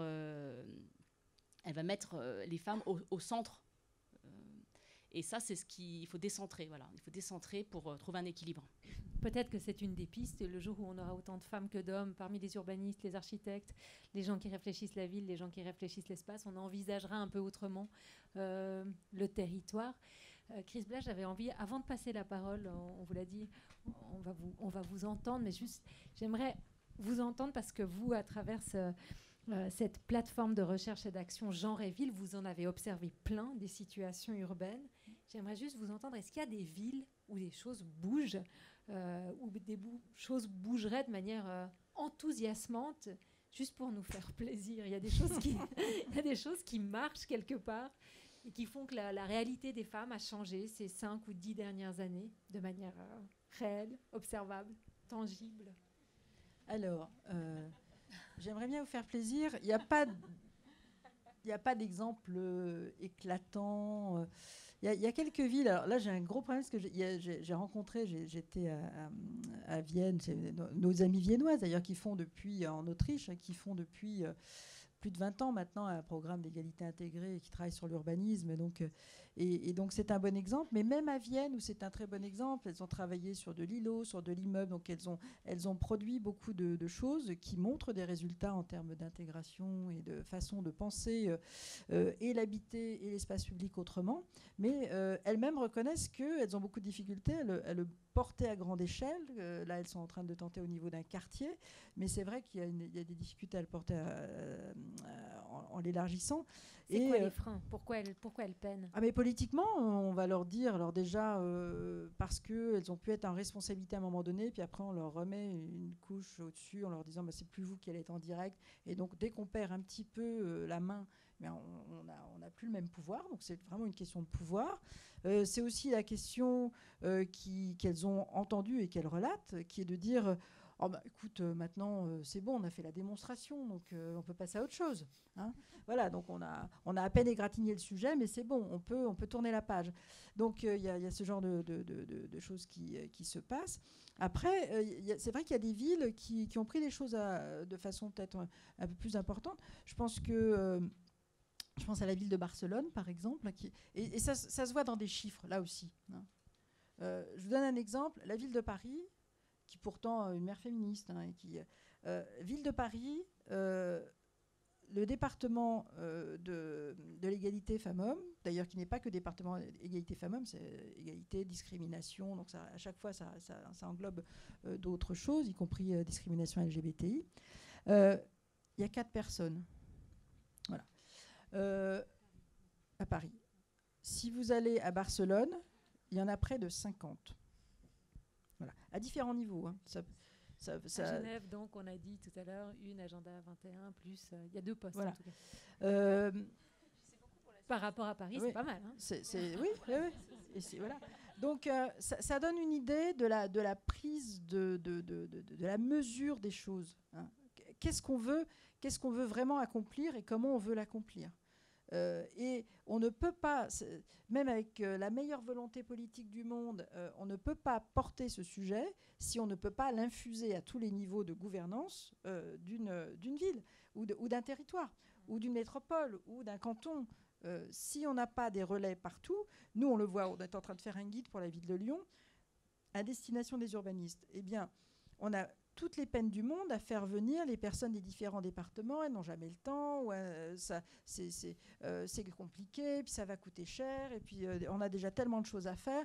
Donc on a du mal à avoir ça. Or, si on ne met pas l'articulation au niveau politique, au niveau des personnes qui vont passer un appel d'offres sur la rénovation d'un quartier, au niveau des équipes qui vont réaliser ce quartier, donc qui vont faire l'assistance à maîtrise d'œuvre, à l'ensemble des éléments dans la chaîne, si on ne peut pas porter ça, si on ne peut pas porter ça au niveau des services financiers dans la ville, si on ne peut pas le porter au niveau des services culturels, si on n'a pas de ces éléments-là qui sont des résonances, eh bien les choses avancent de façon très incrémentale. Donc pour répondre à votre question, on a des villes ou des quartiers qui vont faire des choses parce que vous avez une personne, un petit groupe qui se motive, qui se mobilise et qui vont porter le projet. Et autour de ça, parfois, ça conduit à autre chose. Nous, on a fait un énorme travail avec la ville de Villiers-le-Bel, par exemple. On est arrivé en travaillant avec trois petites écoles dans un quartier. Ça a bien marché, on a construit quelque chose, on a travaillé ensuite avec différents membres de la ville, on a commencé à faire des formations. Aujourd'hui, à travers ça, on mène un programme national au niveau français avec l'Agence nationale de rénovation urbaine. Donc on a pu monter un guide du logement, un guide de l'espace public, mais ça a pris 4 ans, on est parti de vraiment tout petit, et à ce moment-là, il ne fallait pas en parler aux élus, parce qu'on s'est dit, oh là là, si on en parle aux élus, c'est fini, ça va s'arrêter, ça va les faire paniquer, oh là là, à parler d'égalité. En plus, on était à ce moment-là en pleine manif pour tous, en France, donc c'était, je ne vous raconte pas comme c'était compliqué d'utiliser le mot genre. En plus, nous, on s'appelle genre et ville, donc forcément, le mot genre était interdit, on ne pouvait plus utiliser ce mot, c'était devenu le diable personnifié. Donc c'est... Il y a des villes qui font des choses. Donc j'étais à Vienne il y a un mois, et il y avait la ville d'Ouméa en Suède, par exemple, qui a un programme très intégré, qui fait des choses. Alors c'est pas une grosse ville, mais qui a un vrai programme et qui adresse les choses au niveau des mobilités, au niveau du logement, au niveau de l'espace public, dans les services des sports. Donc il y a de l'infusion un petit peu partout. Et quand on peut avoir ça, eh bien ça produit quelque chose, effectivement. On va peut-être passer la parole au public. Moi, j'aimerais qu'on retienne ce mot. Non, mais Héloïse, je vais vous passer la parole, sinon vous allez être frustrés. Mais le mot infusion, moi, ça m'a l'air d'être celui qui dicte malheureusement ou heureusement le rythme de ces politiques. Il faut que ça décante, il faut planter la petite graine dans la tête des gens, hommes, femmes, que les revendications, du coup, tiennent compte de ça, qu'on génère un peu des checklists, que les gens n'oublient pas d'y penser. Et puis, le temps... fera peut-être le reste. Alors Héloïse, le mot de la fin avant de passer la parole au public. Très rapidement, parce que c'est vrai que bon, après Vienne, c'est par exemple effectivement l'exemple un peu suprême, parce que après, si on remet en perspective, effectivement à Vienne, il y a un bureau de l'égalité avec 30 personnes, plus après des référents égalité dans d'autres départements, etc. Mais c'est aussi 17 000 employés. Après, il faut remettre en perspective aussi avec le nombre d'employés, les compétences, etc. Mais je crois qu'on est obligé d'avoir des milestones ou des objectifs intermédiaires, en fait. Si on regarde... Accepter qu'il y a des étapes. Voilà, accepter qu'il y a des étapes, que ça prend du temps. Mais il faut aussi voir ce qui change, parce que Je crois que sinon, c'est trop, effectivement, déprimant. mais il y a aussi des choses qui bougent. Et à Genève, la particularité, c'est qu'on a aussi... on a un bureau de l'égalité au canton, il y a un service d'égalité de l'université qui est très actif, on a un réseau associatif qui est extrêmement dynamique et qui amène beaucoup de projets, avec lequel on travaille aussi en réseau. Et puis, il y a vraiment, il y a des enjeux qui de nouveau, il y a 5 ans, il y a 4 ans, étaient mais complètement inaudibles et complètement invisibles et dont aujourd'hui on peut parler. Alors peut-être qu'on est aussi dans un moment où les choses, elles commencent à bouger parce qu'il y a de la pression qui vient de l'extérieur, parce qu'il y a une volonté politique aussi, qui est affichée quand même en ville de Genève depuis 10 ans, qui a été portée. Cette politique, elle a été portée par Madame Salerno, elle l'est encore. Et ça, c'est quelque chose de très fort, parce que sans cette volonté politique-là, on n'en serait pas là et on n'avancerait pas. Alors effectivement, si on compare avec Vienne ou Barcelone, etc., on a beaucoup moins de moyens. Si on compare avec d'autres villes suisses, on en a beaucoup plus. Tout est relatif, mais je crois qu'on est obligé aussi de se dire de voir aussi les choses qui évoluent, parce que c'est ce qui nous permet de continuer aussi à travailler, à s'engager et à être dynamique et à penser des solutions. Et je crois qu'aussi, juste pour terminer là-dessus, les résistances, elles s'amoindrissent aussi. Moi, je trouve qu'il y a de plus en plus de gens, et c'est peut-être là-dessus que je trouve intéressant que je trouve intéressant de souligner, c'est qu'il y a beaucoup de gens qui s'intéressent à ces questions-là maintenant, et ça sort aussi des réseaux féministes. Il y a aussi d'autres associations qui s'en emparent, beaucoup de jeunes qui sont très présents aux événements. Un festival comme les Créatives, il est plein. Tous les événements qu'on organise sur l'égalité, ces 2 dernières années sont pleins ou très fréquentés, alors qu'avant c'était quand même beaucoup plus confiné aussi à certains cercles. Donc on sent qu'il y a une ouverture, et ça, c'est important. Merci beaucoup, merci à toutes les 4. Alors, je ne sais pas s'il y a des micros, je ne sais pas comment ça se passe. Il y a l'air d'avoir dans le noir là-bas quelqu'un qui gigote. Voilà, il y a un micro. Et puis on est comme sur la plage. Si vous avez des questions à adresser à l'une ou l'autre ou toutes nos intervenantes, levez la main. Et puis si vous avez envie de partager des expériences, ou au premier rang, il y a quelqu'un qui aimerait bien s'exprimer.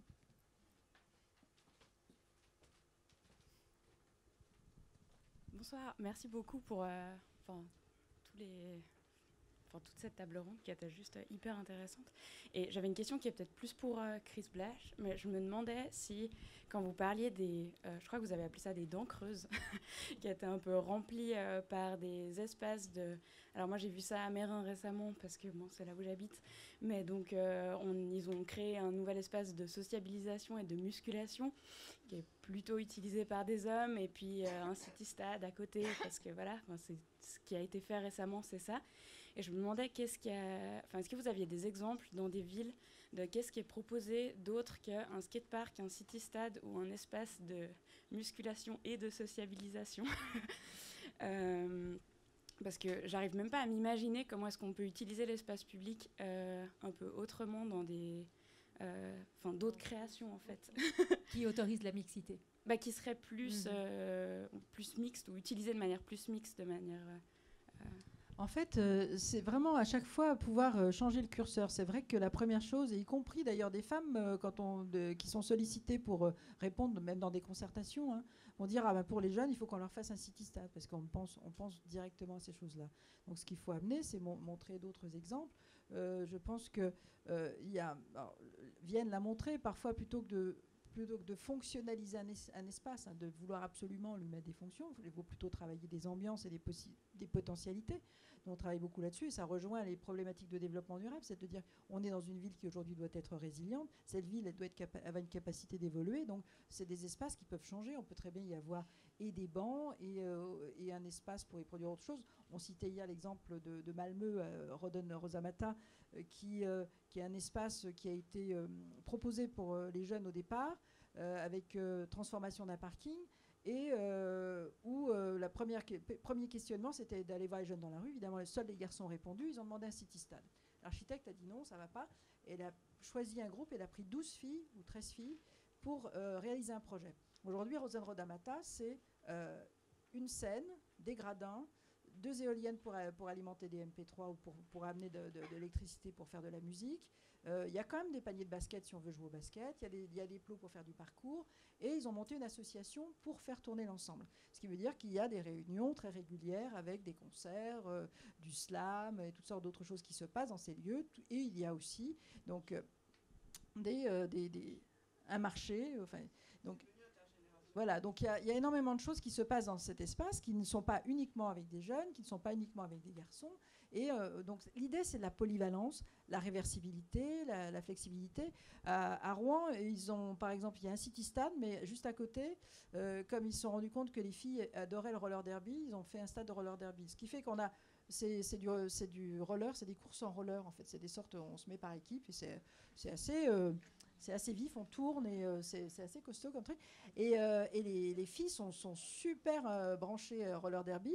Et du coup, on n'a pas une activité mixte, mais on a un frottement d'activités qui font que le lieu n'est plus une no-go zone, en fait. Donc c'est ça qui est important aussi, c'est que par moment, pourquoi pas, il peut y avoir des activités non mixtes, on ne va pas changer la ville comme ça en 2 temps, 3 mouvements, mais en revanche, on peut créer du frottement, on peut créer de la polyvalence. Voilà, un des exemples possibles. Merci beaucoup.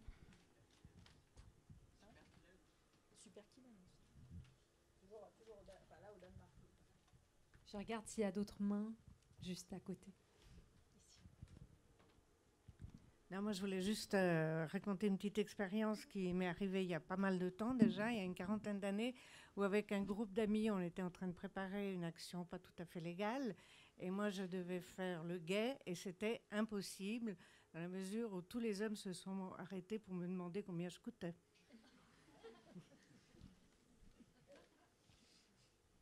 Merci.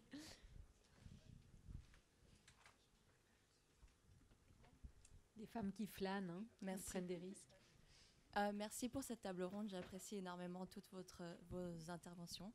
J'ai une remarque et une question qui n'ont aucun rapport.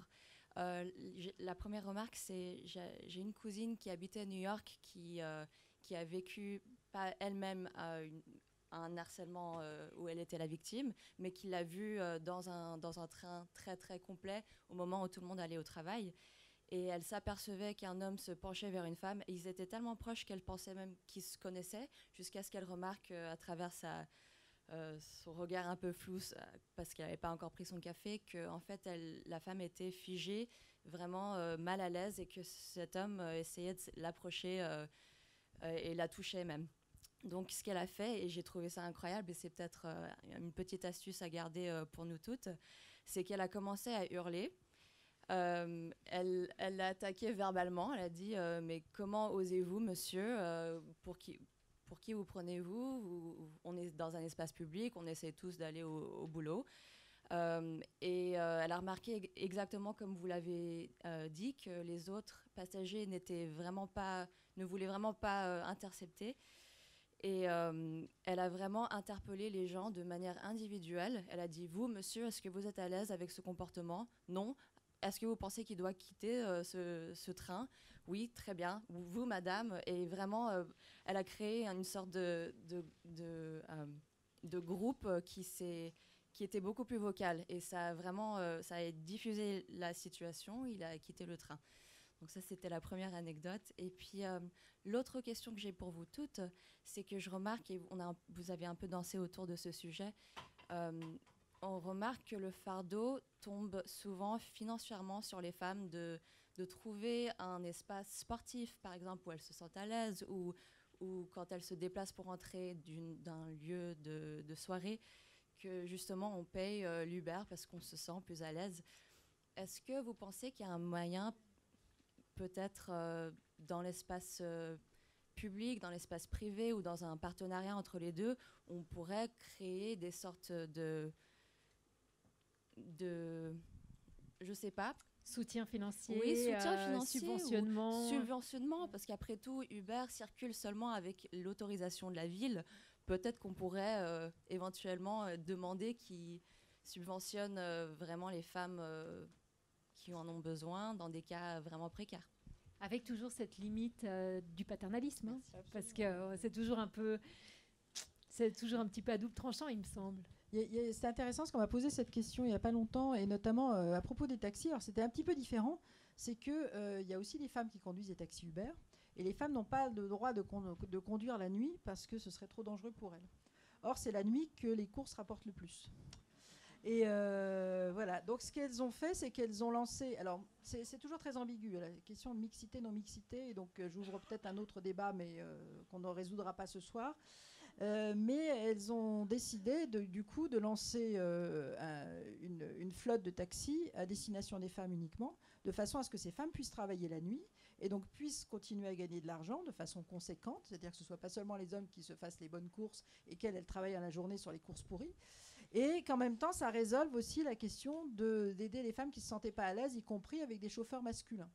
Voilà, donc c'est une des questions. Après, la question de la mixité, la non-mixité, elle ouvre encore à tout un autre champ de débat, effectivement, autour du paternalisme et autour du fait que ça pourrait aussi légitimer le fait que les femmes étant plus faibles ou des potentielles victimes, il faudrait les protéger. Donc, on voit bien que ces solutions-là ne sont pas forcément idéales, mais pendant un temps donné, et Héloïse disait tout à l'heure, mais il faut aussi se donner des étapes par moment, mais il faut qu'on passe par certains, comme ça, il faut c'est comme dans un jardin japonais, on va d'une pierre à l'autre, et la ligne n'est pas droite, il n'y a pas de réponse directe, il n'y a pas de réponse unanime à une question, mais on peut effectivement se poser ce type de questions-là.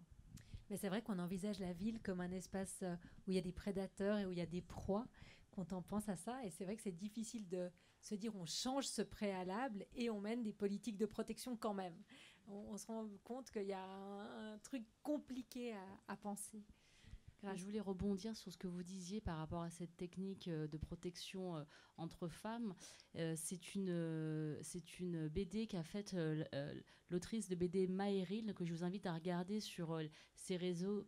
Elle a fait une BD, je pense que c'était pour le système de métro d'une ville en Amérique du Nord, mais je ne sais plus exactement les conditions, et ça concernait les femmes qui étaient victimes d'islamophobie. Donc je trouvais que c'était une bonne méthode.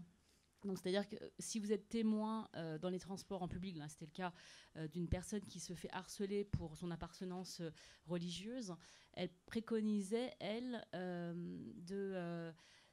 d'interrompre ce qui se passait en allant vers la femme et en prétendant être son amie proche.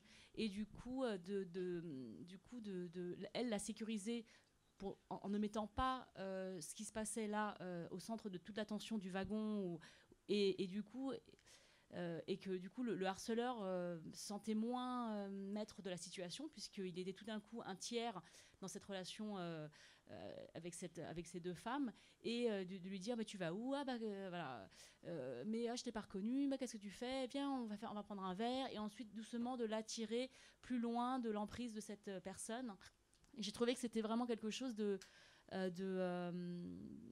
sensible, et peut-être aussi plus accessible pour la plupart d'entre nous qui ne voulons pas forcément prendre le risque, parce que c'est aussi un danger, on se met en danger aussi, donc ça, j'ai trouvé ça bien. Mais peut-être pour rebondir sur ce que vous disiez, et vous deux aussi, je pense qu'un des enjeux, c'est comment on arrive à penser des solutions qui soient, ou des actions publiques qui soient ni paternalistes de nouveau, ni classistes, ni racistes, ni...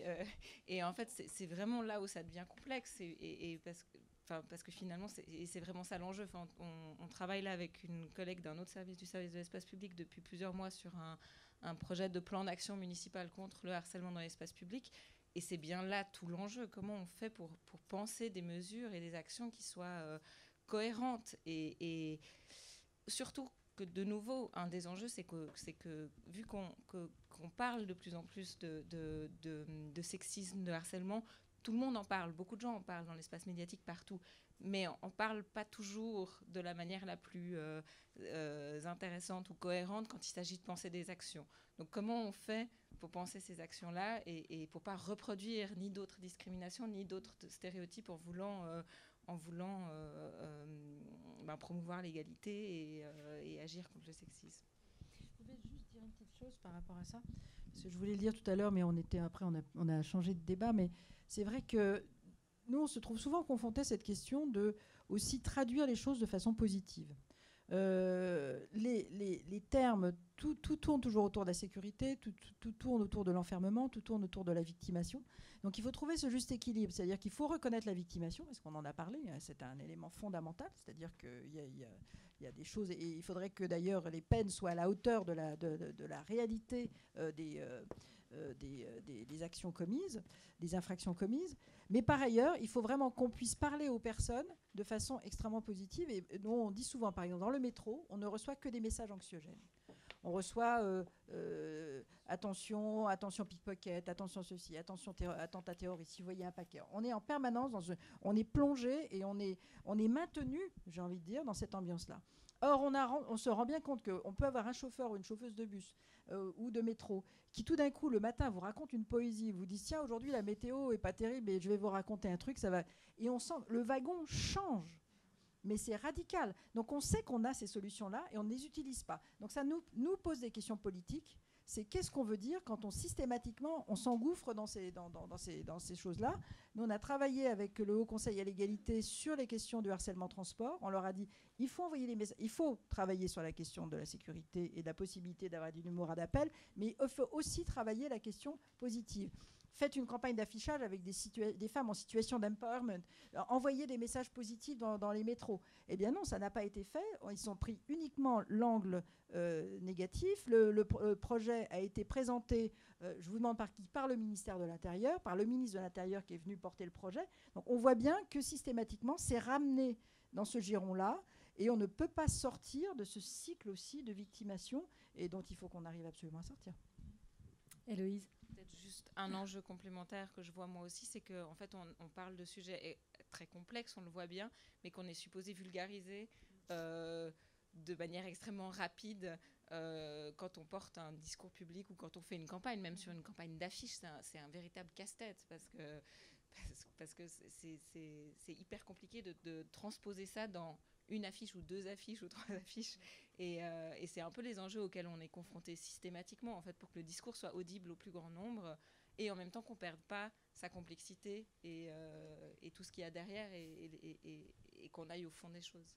C'est vrai que c'est dur de dire aux filles vous êtes très fortes, prenez possession de l'espace, la ville est à vous, et en même temps de ne pas du tout leur dire faites gaffe quand même parce qu'il y a quand même des gens qui sont plus que lourds quoi.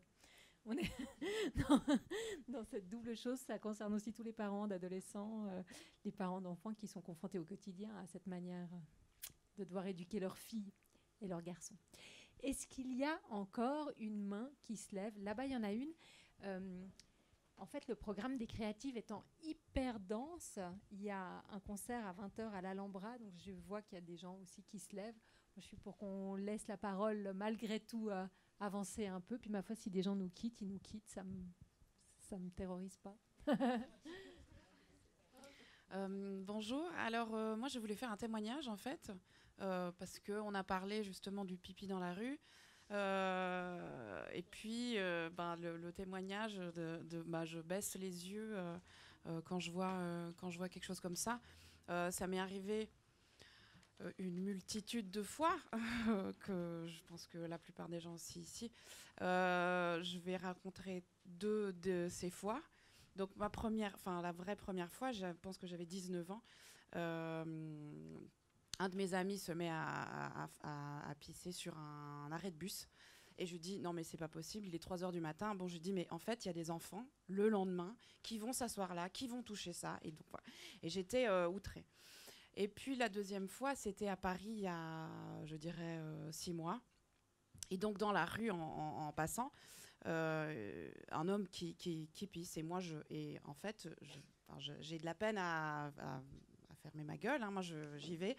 Et donc je dis, non, mais ça va pas du tout. Qu'est-ce que vous faites là ? Et donc une dame à côté de moi passe qui était d'un certain âge. Et puis elle commence aussi à dire quelque chose.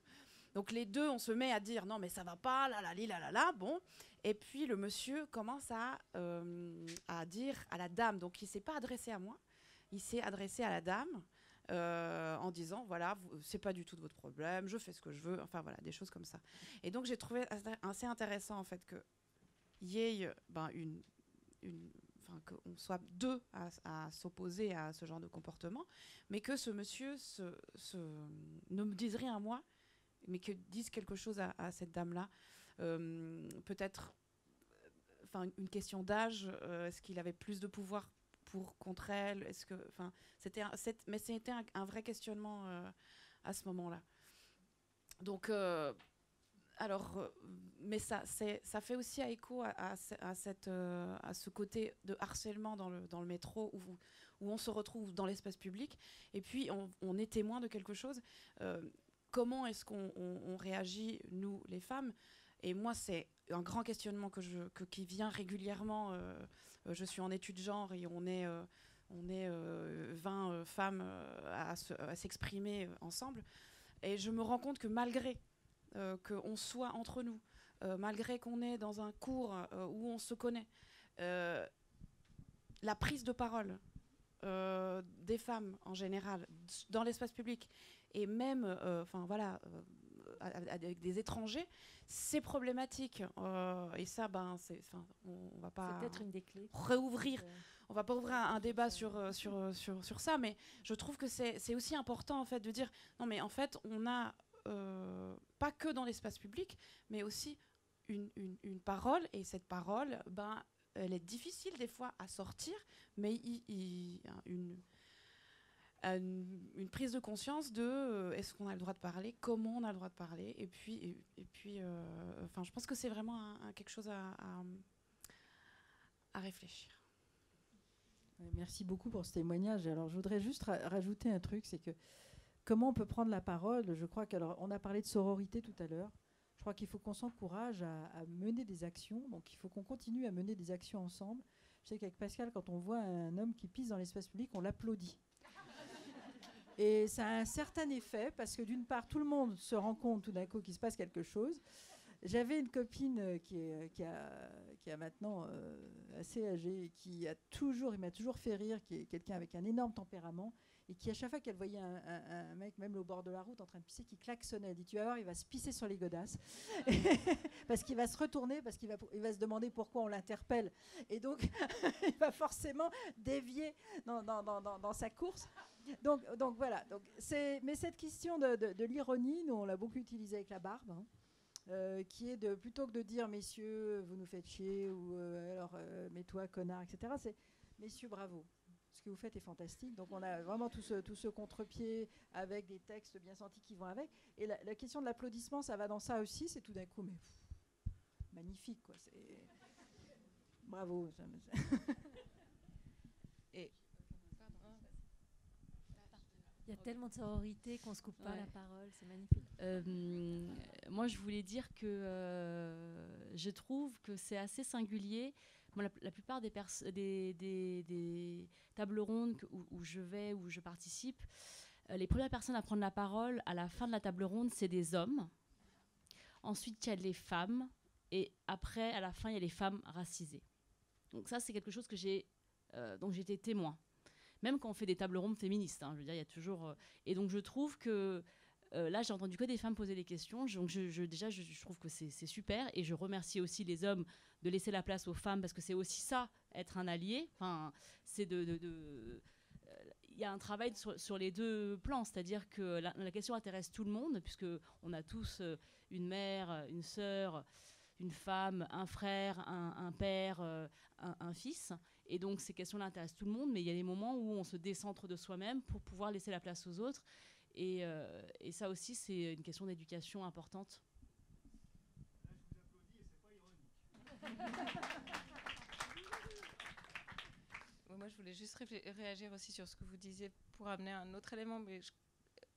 Parce qu'en fait, souvent, maintenant, vu qu'on parle aussi beaucoup plus de sexisme et de harcèlement dans l'espace public, et qu'on parle aussi beaucoup des stratégies pour comment on réagit, etc., en fait, on est tout le temps aussi en tant que femme en train de déconstruire nos vécus, nos éducations, nos représentations, etc. Et on peut être féministe, travailler sur l'égalité, être très engagée, et puis quand même des fois pas réagir ou pas savoir réagir ou pas, et puis se mettre la pression parce que c'est difficile, on devrait pouvoir réagir, et puis quand même il m'est encore arrivé ça, et puis j'ai pas répondu comme j'aurais voulu répondre, etc.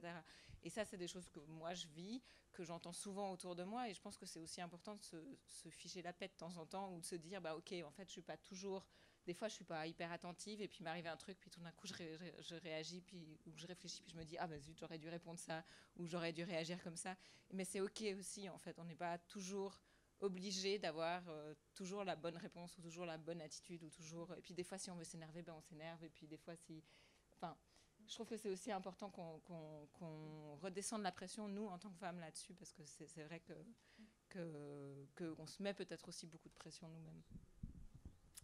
Merci beaucoup. Il y a une main là-bas qui se lève. Je ne sais pas où est passé le micro. Excusez-moi, mais j'ai déjà le micro en fait. Désolée. Moi, j'aimerais vous parler de quelque chose qui m'est arrivé samedi soir. Donc, si j'en parle avec un peu d'émotion, vous me pardonnerez, c'est encore un peu frais. Je voudrais parler d'un trajet que j'ai fait en train depuis la gare de Lausanne jusqu'à la gare de Genève, le train de 1h33 du matin. Je ne sais pas si quelqu'un l'a déjà pris. Le dernier train. Et ce trajet, ça a été un cauchemar, mais vraiment quelque chose d'affreux. J'ai commencé par vouloir chercher les toilettes parce que j'avais besoin d'aller aux toilettes. Et du coup, je rentre. Moi, je ne connaissais pas du tout ce train, puis j'étais toute seule. Et du coup, j'avance, puis voilà, il y a des hommes par-ci, par-là. Et j'arrive dans le wagon où il y a les toilettes, et c'était juste une horreur. Je voulais même pas rentrer tellement l'odeur, elle était forte. Donc, inutilisable, j'avais même pas envie d'ouvrir la porte. Donc, je continue à marcher, je me dis, tant pis, je me retiendrai. Et du coup, ça sentait dans tout le wagon, donc je suis encore allée plus loin. Donc, je me rapprochais gentiment du fond du train, et je finis par m'asseoir à une place. Et monte dans le train quelques arrêts après, un garçon qui, lui, était déjà dans son canapé à la maison, devant moi, en train de mettre sa main dans son pantalon, concrètement. Et moi, j'étais là, genre, en face, mais... Et il l'a fait plusieurs fois, et du coup, j'étais un peu là, genre... Et oh. Du coup, moi, je suis partie, parce que je me sentais pas du tout à l'aise. Je suis allée tout au fond du train, tout au fond, en haut, et j'ai compté les arrêts vraiment pour arriver jusqu'à la maison, parce que je me disais, finalement, je passe pas du tout un bon moment là-dedans. Et il y a deux hommes qui montent et je les ignore royalement parce que je sais qu'ils s'asseyent à côté de moi de chaque côté. Et ils commencent à me parler, je les ignore concrètement, mais vraiment. Et en partant, il y en a un qui pose sa main sur ma cuisse, qui me dit « Tu es très jolie » et qui se barre. Alors moi, je suis sortie de mes gonds, évidemment, entre guillemets, non, c'était vraiment très spontané. Et puis, je sais pas si j'ai eu la meilleure réaction parce que j'étais quand même vraiment seule dans ce wagon avec ces deux-là. Et je me suis défendue comme j'ai pu. Et du coup, j'ai écrit au CFF pour leur dire que c'était vraiment un scandale de m'avoir laissé monter dans ce train-là toute seule, parce qu'il n'y a personne qui est venu contrôler les billets non plus. Enfin, vraiment, il n'y avait personne du personnel navigant. J'ai payé un ticket au prix fort pour avoir des conditions pareilles et puis finalement être complètement en insécurité. Puis c'est même pas la question du prix du ticket en fait, parce qu'ils font comme si la sécurité ça les tenait à cœur. J'avais déjà vu qu'ils avaient des problèmes dans les années précédentes où ils avaient mis des caméras parce que finalement, il y avait des jeunes qui avaient fait les racailles, je crois que c'était en 2001, j'avais vu l'article. Et moi j'étais là, mais en fait c'est bien gentil d'avoir une caméra, mais vous en faites quoi après de ces images et tout. Puis j'ai réécrit dimanche et ils m'ont toujours pas écrit en fait, ils m'ont pas répondu par rapport à ça. Et ça soulevait pas mal d'interrogations parce que quand je suis rentrée chez moi, j'étais tellement bouleversée parce qu'en fait c'est pas parce que ces hommes-là m'avaient entre guillemets malmenée, mais c'est parce que moi je me suis fait la réflexion, plus jamais je prendrai ce train-là en fait. Et en fait, est-ce que c'est normal que nous, on se dise je fais plus ça pour éviter ce genre de situation? Est-ce que c'est normal de se priver d'une certaine liberté aussi pour rester en sécurité alors que j'ai pris un transport qui est censé être sécurisé? Donc après, je me suis tournée, je me suis dit, les CFF, ils vont forcément faire quelque chose, il faut que je les tienne au courant de ce qui s'est passé, je veux qu'ils améliorent ça, je veux pas qu'ils me remboursent mon ticket, je m'en fous ça, mais je veux que cette situation, elle arrive plus jamais et que c'est juste inadmissible que ça se passe comme ça. Donc après aussi, au point de vue des mentions légales, quand on se fait harceler dans la rue ou des choses comme ça, de manière plus concrète, parce que c'est quelque chose qui se passe très vite, donc comment est-ce que les gens qui abordent les femmes, comme vous avez dit, avec cette espèce de domination, en fait, ils savent qu'ils peuvent le faire, alors ils le font. Mais ça se passe très vite, voilà, on ne sait pas le nom de la personne, on passe, et puis ça se passe comme ça. Donc après, au niveau des condamnations, ça se passe comment? Comment est-ce qu'on pourrait aussi, parce qu'ils savent que s'ils sont vraiment punis par rapport à ce qu'ils font, c'est aussi quelque chose qui pourra nous rendre la vie beaucoup plus simple dans la vie de tous les jours, parce que s'ils peuvent le faire, puis finalement il ne se passe rien. Je pense que vous avez envie de répondre là. La première chose, bravo quand même d'avoir traversé ça et de pouvoir raconter cette histoire ce soir. Et c'est vrai que c'est pas évident du tout. J'ai envie de basculer. Alors d'une part, c'est vrai que cette histoire du train, on a parlé de coveillance tout à l'heure, hein, mais c'est vraiment cette question de la sécurité humaine, parce qu'une caméra, ça courra jamais après quiconque. Hein, donc, et même si on a les images 3 mois après, pendant un procès, ça n'enlèvera pas l'action au moment où elle se fait. La caméra, elle sert à pas grand-chose, même peut éventuellement aider. Mais donc, ça repose vraiment la question, et c'est la question dans la rue aussi, c'est de comment est-ce qu'on crée les conditions pour qu'il y ait des personnes, des vrais, et pas simplement de la mécanique, hein, pour être dans ces espaces. J'ai vécu à New York longtemps, et c'est vrai qu'on avait tendance à se mettre soit dans le wagon du conducteur, soit dans le wagon. Il y avait toujours quelqu'un qui était dans le wagon du milieu, et donc on choisissait l'un ou l'autre. Et cette simple possibilité permet déjà de se savoir qu'on est en semi-sécurité à cet endroit-là. La deuxième question, c'est aussi la question de la peine. Et je pense que... alors, c'est très difficile, on sait, sur le harcèlement de rue, parce qu'effectivement, c'est une sorte de one-shot, ça se passe très vite, on n'a pas les coordonnées de la personne, etc. Mais sur l'exemplarité, si sur les peines qui sont déjà des peines qui devraient normalement être lourdes, sur les questions de viol, sur les questions de violence, on avait déjà des vraies peines à ce moment-là. Si on faisait la démonstration qu'on est capable de prendre en considération que les violences faites contre les femmes par les hommes sont des vraies violences qui méritent d'être punies à leur juste mesure. Or, ça n'est pas le cas. Aujourd'hui, très peu de femmes portent plainte parce qu'elles savent que peu de plaintes arrivent au bout et qu'elles ont un chemin de croix pour arriver jusqu'au bout. Souvent, elles vont perdre leur job, elles sont déconsidérées par leur famille. Enfin, il y a énormément de choses. Donc, tant qu'on n'a pas pris cette mesure-là, je pense qu'on ne pourra pas traiter la question de la plainte au niveau du harcèlement de rue. À titre personnel, je pense que c'est ça. La deuxième chose aussi, nous, on en avait parlé avec la ministre en France quand il y a eu les auditions, notamment à l'Assemblée nationale, sur la loi contre le harcèlement de rue. Et on avait dit, harcèlement de rue, pourquoi pas, pénalisons le harcèlement de rue, pourquoi pas, mais si on ne pénalise pas aussi le harcèlement qui se passe à l'Assemblée nationale, le harcèlement qui se passe dans les entreprises, eh bien à ce moment-là, on est vraiment sur une loi à deux vitesses, et ça veut dire encore une fois qu'on ne prend pas en compte le projet dans sa globalité. Donc c'est vrai que je ne suis pas en train de vous apporter une réponse à vous à titre personnel sur cette situation-là, mais je pense qu'il y a une vraie aujourd'hui question de prendre de façon extrêmement ambitieuse cette question à bras-le-corps, de façon sérieuse. Dire, moi, je ne peux plus entendre qu'il y ait encore en France, hein, dans la presse la semaine dernière, hein, une gamine de 12 ans qui a été violée et que son violeur est 6 mois avec sursis. Moi, je ne peux pas entendre ça. C'est plus possible. Donc, si on ne peut pas résoudre cette question-là de façon sérieuse, je ne vois pas comment on peut résoudre la question de la pénalisation du harcèlement de rue. En fait, il faut qu'on prenne de façon très globale et majeure cette question à bras-le-corps. Moi, j'aurais envie de dire le fait que vous ayez eu le courage d'écrire au CFF et que vous y ayez pensé, c'est déjà, par rapport à ces 20 dernières années, un énorme progrès. Parce que combien de femmes ont vécu des situations analogues et puis sont rentrées chez elles en se disant « Merde, j'aurais dû mettre un jean plutôt qu'une jupe » et étouffer l'histoire et même pas oser en parler à ses parents ou à ses copains. Donc, je pense que cette lettre que vous faites, je prie pour que les CFF aient en tout cas l'honnêteté de répondre et d'agir. Mais le simple fait que cette lettre existe, ça me paraît déjà être une démarche, un des échelons qui nous font avancer. Grâce. Et puis ensuite, peut-être qu'on conclura parce que l'heure avance quand même. Moi, je voulais dire que ce que vous avez vécu, c'est une agression sexuelle. C'est-à-dire que je pense qu'il faut nommer déjà les choses comme elles sont. C'est-à-dire que quelqu'un qui met sa main sur votre cuisse, quelles que soient les circonstances, c'est une agression. C'est votre corps, et évidemment, et je sais que c'est compliqué même pour nous en tant que personnes qui nous considérons comme étant informées, étant avisées. C'est compliqué des fois. Moi, je pense que ce que vous avez vécu, c'est une agression.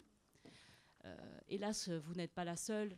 Enfin, moi, ce que vous avez raconté là, j'avais l'impression d'y être. Je pense que j'ai vécu ça, et ça me désole de savoir que vous l'avez vécu la semaine dernière.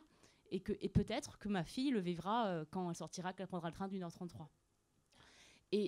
Et du coup, là, vous allez mettre en place une stratégie d'évitement, comme on parlait tout à l'heure. Hein, c'est-à-dire que vous avez dit, je ne prendrai plus jamais ce train-là. Évidemment, dans le meilleur des mondes, vous n'auriez pas à faire ça. Dans le meilleur des mondes, les mentalités auraient changé, qu'aucune personne ne se permettrait de mettre sa main sur votre cuisse, quelles qu'en soient les circonstances, que dans le meilleur des mondes, il y aurait un sentiment de sécurité quand vous montrez dans ce train-là, quel que soit le prix que vous payez, et qu'il y aurait une peine pour ce genre de comportement.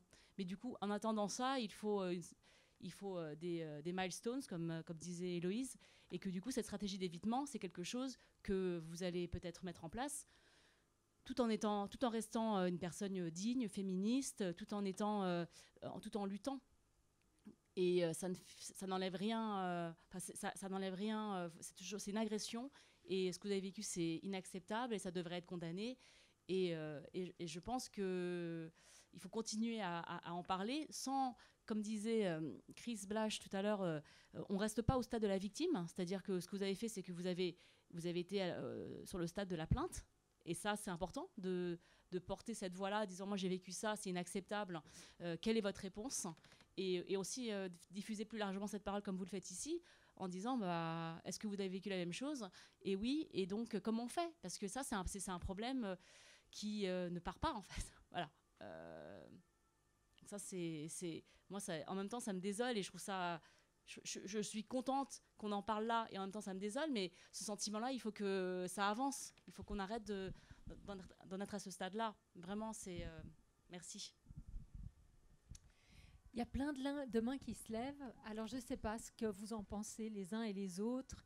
Et vous, si vous avez envie de poursuivre la discussion, est-ce qu'on se dit qu'on la poursuit de manière moins formelle, autour d'un verre Je suis en train d'essayer de regarder Anne-Claire que je... Moi, j'adore vous entendre. Hein. Allez, on prend encore 3 interventions. Ça va comme ça? Super. Alors mince, il y a plein de gens qui lèvent la main. Là-bas, il y avait une main qui était debout depuis longtemps. J'y vais. Oui. Et, bon, moi, j'ai été très, très émue par le dernier témoignage. Et, bon, j'en suis encore troublée. Mais je voulais simplement on a beaucoup parlé des messieurs qui faisaient pipi dans la rue. Or, j'ai une amie qui, l'été passé, a fait pipi dans la rue, au chemin des Sceaux, un lieu très festif à Genève. Et immédiatement, il y a 3 policiers qui ont bondi sur elle. Ensuite, elle a protesté très fort, ses copines ont crié, elle a été embarquée, elle a passé la nuit entière au poste de police et elle a reçu une amende, mais j'ai plus la somme, mais c'était une somme énorme, 1000 francs. Voilà, et c'est toujours en suspens, mais je crois comme elle voulait quitter Genève, à faire un séjour à l'extérieur, elle a finalement payé. On a essayé de la soutenir, elle a été payée au poste de police avec des pièces de 5 centimes. Bon, et ça n'a pas été accepté, donc elle a finalement payé. Voilà, la justice, hein, comme on a dit, on voyait des hommes dans la rue, mais la femme, elle a vraiment dû payer le prix très fort. Merci de ce témoignage abracadabrant. Là, il y a une voie qui est possible, c'est celle des médias quand même. Hein, parce que cette amende-là envoyée... ouais, je pense que... Il y avait d'autres... là-bas, il y a la main de quelqu'un qui a un pull orange, rouge, je sais pas, là-bas. Je sais pas. Non, ça, c'est un pull gris, et puis à côté, il y a un pull... je sais pas. C'est impossible de choisir 3 témoignages. Merci beaucoup pour cette table ronde. J'avais une question. En fait, c'est quelque chose qui revient souvent quand je parle de féminisme ou de lutte sociale avec des gens. J'ai des origines marocaines et notamment par rapport à l'occupation des espaces publics. Quand je vais au Maroc, souvent entre femmes ou entre filles, on reste entre nous, assises, à papeter. Et dernièrement, j'ai commencé des remplacements à Genève et par exemple dans les cours de récréation, on peut observer la même chose, c'est assez similaire. Les garçons vont occuper la plupart de l'espace, à jouer, à courir derrière un ballon, etc. Et les filles font du surplace, de la corde à sauter, des cerceaux ou discutent entre elles, mais proches des portes. Et quand j'en discute de lutte ou de féminisme ici, donc genevois, suisse, européen, souvent, et même de mes proches, j'entends « mais réjouis-toi, t'as de la chance, en tout cas, tu vis pas au Maroc ». Et du coup, ce fait, en fait, de toujours me délégitimer ces luttes ici. En fait, j'avais juste une question. Est-ce que vous avez des astuces, des conseils par rapport à ça ? Alors moi, je veux vous dire, parce que moi, quand je prends la parole, on me dit souvent « oui, mais en Chine, les droits de l'homme Et donc, ou bien dès que je parle de préjugés, on me dit oui, mais vous, les Chinois, vous mangez des chiens. Donc en fait, encore une fois, dans l'espace public, il y a une question d'acceptabilité. C'est-à-dire, vous, ce que vous dites, ce n'est pas acceptable. ce n'est pas audible pour certaines personnes. Moi, quand je dis oui, les stéréotypes sur les clichés sur les gens asiatiques, ils me disent oui, mais vos parents, ils ont été accueillis par la France, vous êtes ingrates. Donc ça, c'est des discours qui sont... c'est des stratégies de domination, évidemment. On ne vous dit pas ça pour que... On vous dit ça pour que vous vous taisiez, en fait. Voilà. Donc, tout simplement, après, on peut vous dire n'importe quoi, parce qu'il n'y a pas de logique dans ces termes-là. Vous voyez, si je vous parle de la France et que vous me parlez de la Chine, on ne peut pas s'entendre. C'est même pas un débat, en fait. On ne parle pas du tout la même chose. On peut parler de la Chine si vous voulez, mais là, si on parle de la France, ça ne sert à rien de me sortir un argument sur la Chine. Ça ne fait pas avancer le schmilblick. Donc voilà. Et donc là, que ce soit la Chine ou le Maroc, vous voyez, en fait, on adapte. Enfin, ils adaptent en fonction de qui est en face, en fonction de... Vous voyez. Mais donc moi, mon conseil pour ça, c'est qu'il faut que vous passiez... Il faut, hélas, comme dirait ma mère, bave de crapaud n'attrape pas la blanche colombe. Je trouve ça horrible, mais parfois je l'applique parce que si moi je veux avancer dans ma construction et dans ce que je veux faire, il faut vraiment que j'ignore ce genre de choses. Après, j'ignore sur le moment. Maintenant, on en parle et je les mets tout. On en parle et c'est important aussi parce que ça existe et que ça nous entrave et que c'est un obstacle pour qu'on arrive là où on veut arriver. Donc voilà, ça c'est un conseil, mais je pense que parfois vous pouvez exploser, parfois vous pouvez leur faire la misère, ou vous pouvez aussi leur dire voilà. Mais chaque réponse que vous pouvez avoir, tant qu'elle vous permet vous de ne pas vous arrêter là, elle est positive. Et merci. On avait dit 3, mais je crois que ça va être 2, parce qu'il y a des vidéastes qui doivent aller filmer ailleurs. Le festival est large et continue ailleurs. Ça ne veut pas dire qu'on ne peut pas continuer à parler sans avoir le micro. Merci beaucoup pour vos interventions et vos témoignages qui étaient plus que touchants, qui étaient importants. Et puis merci à vous 4 d'avoir été là. Voilà. Merci.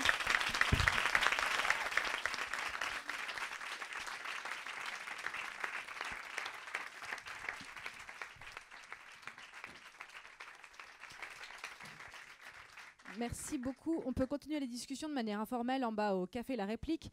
Et puis si vous ne l'avez pas vu, il y a Clicli, le clitoris géant, qui est à nouveau sur la terrasse. Il sera là tous les soirs cette semaine jusqu'à vendredi soir. Donc c'est l'occasion d'aller lui dire bonjour. Merci beaucoup à vous.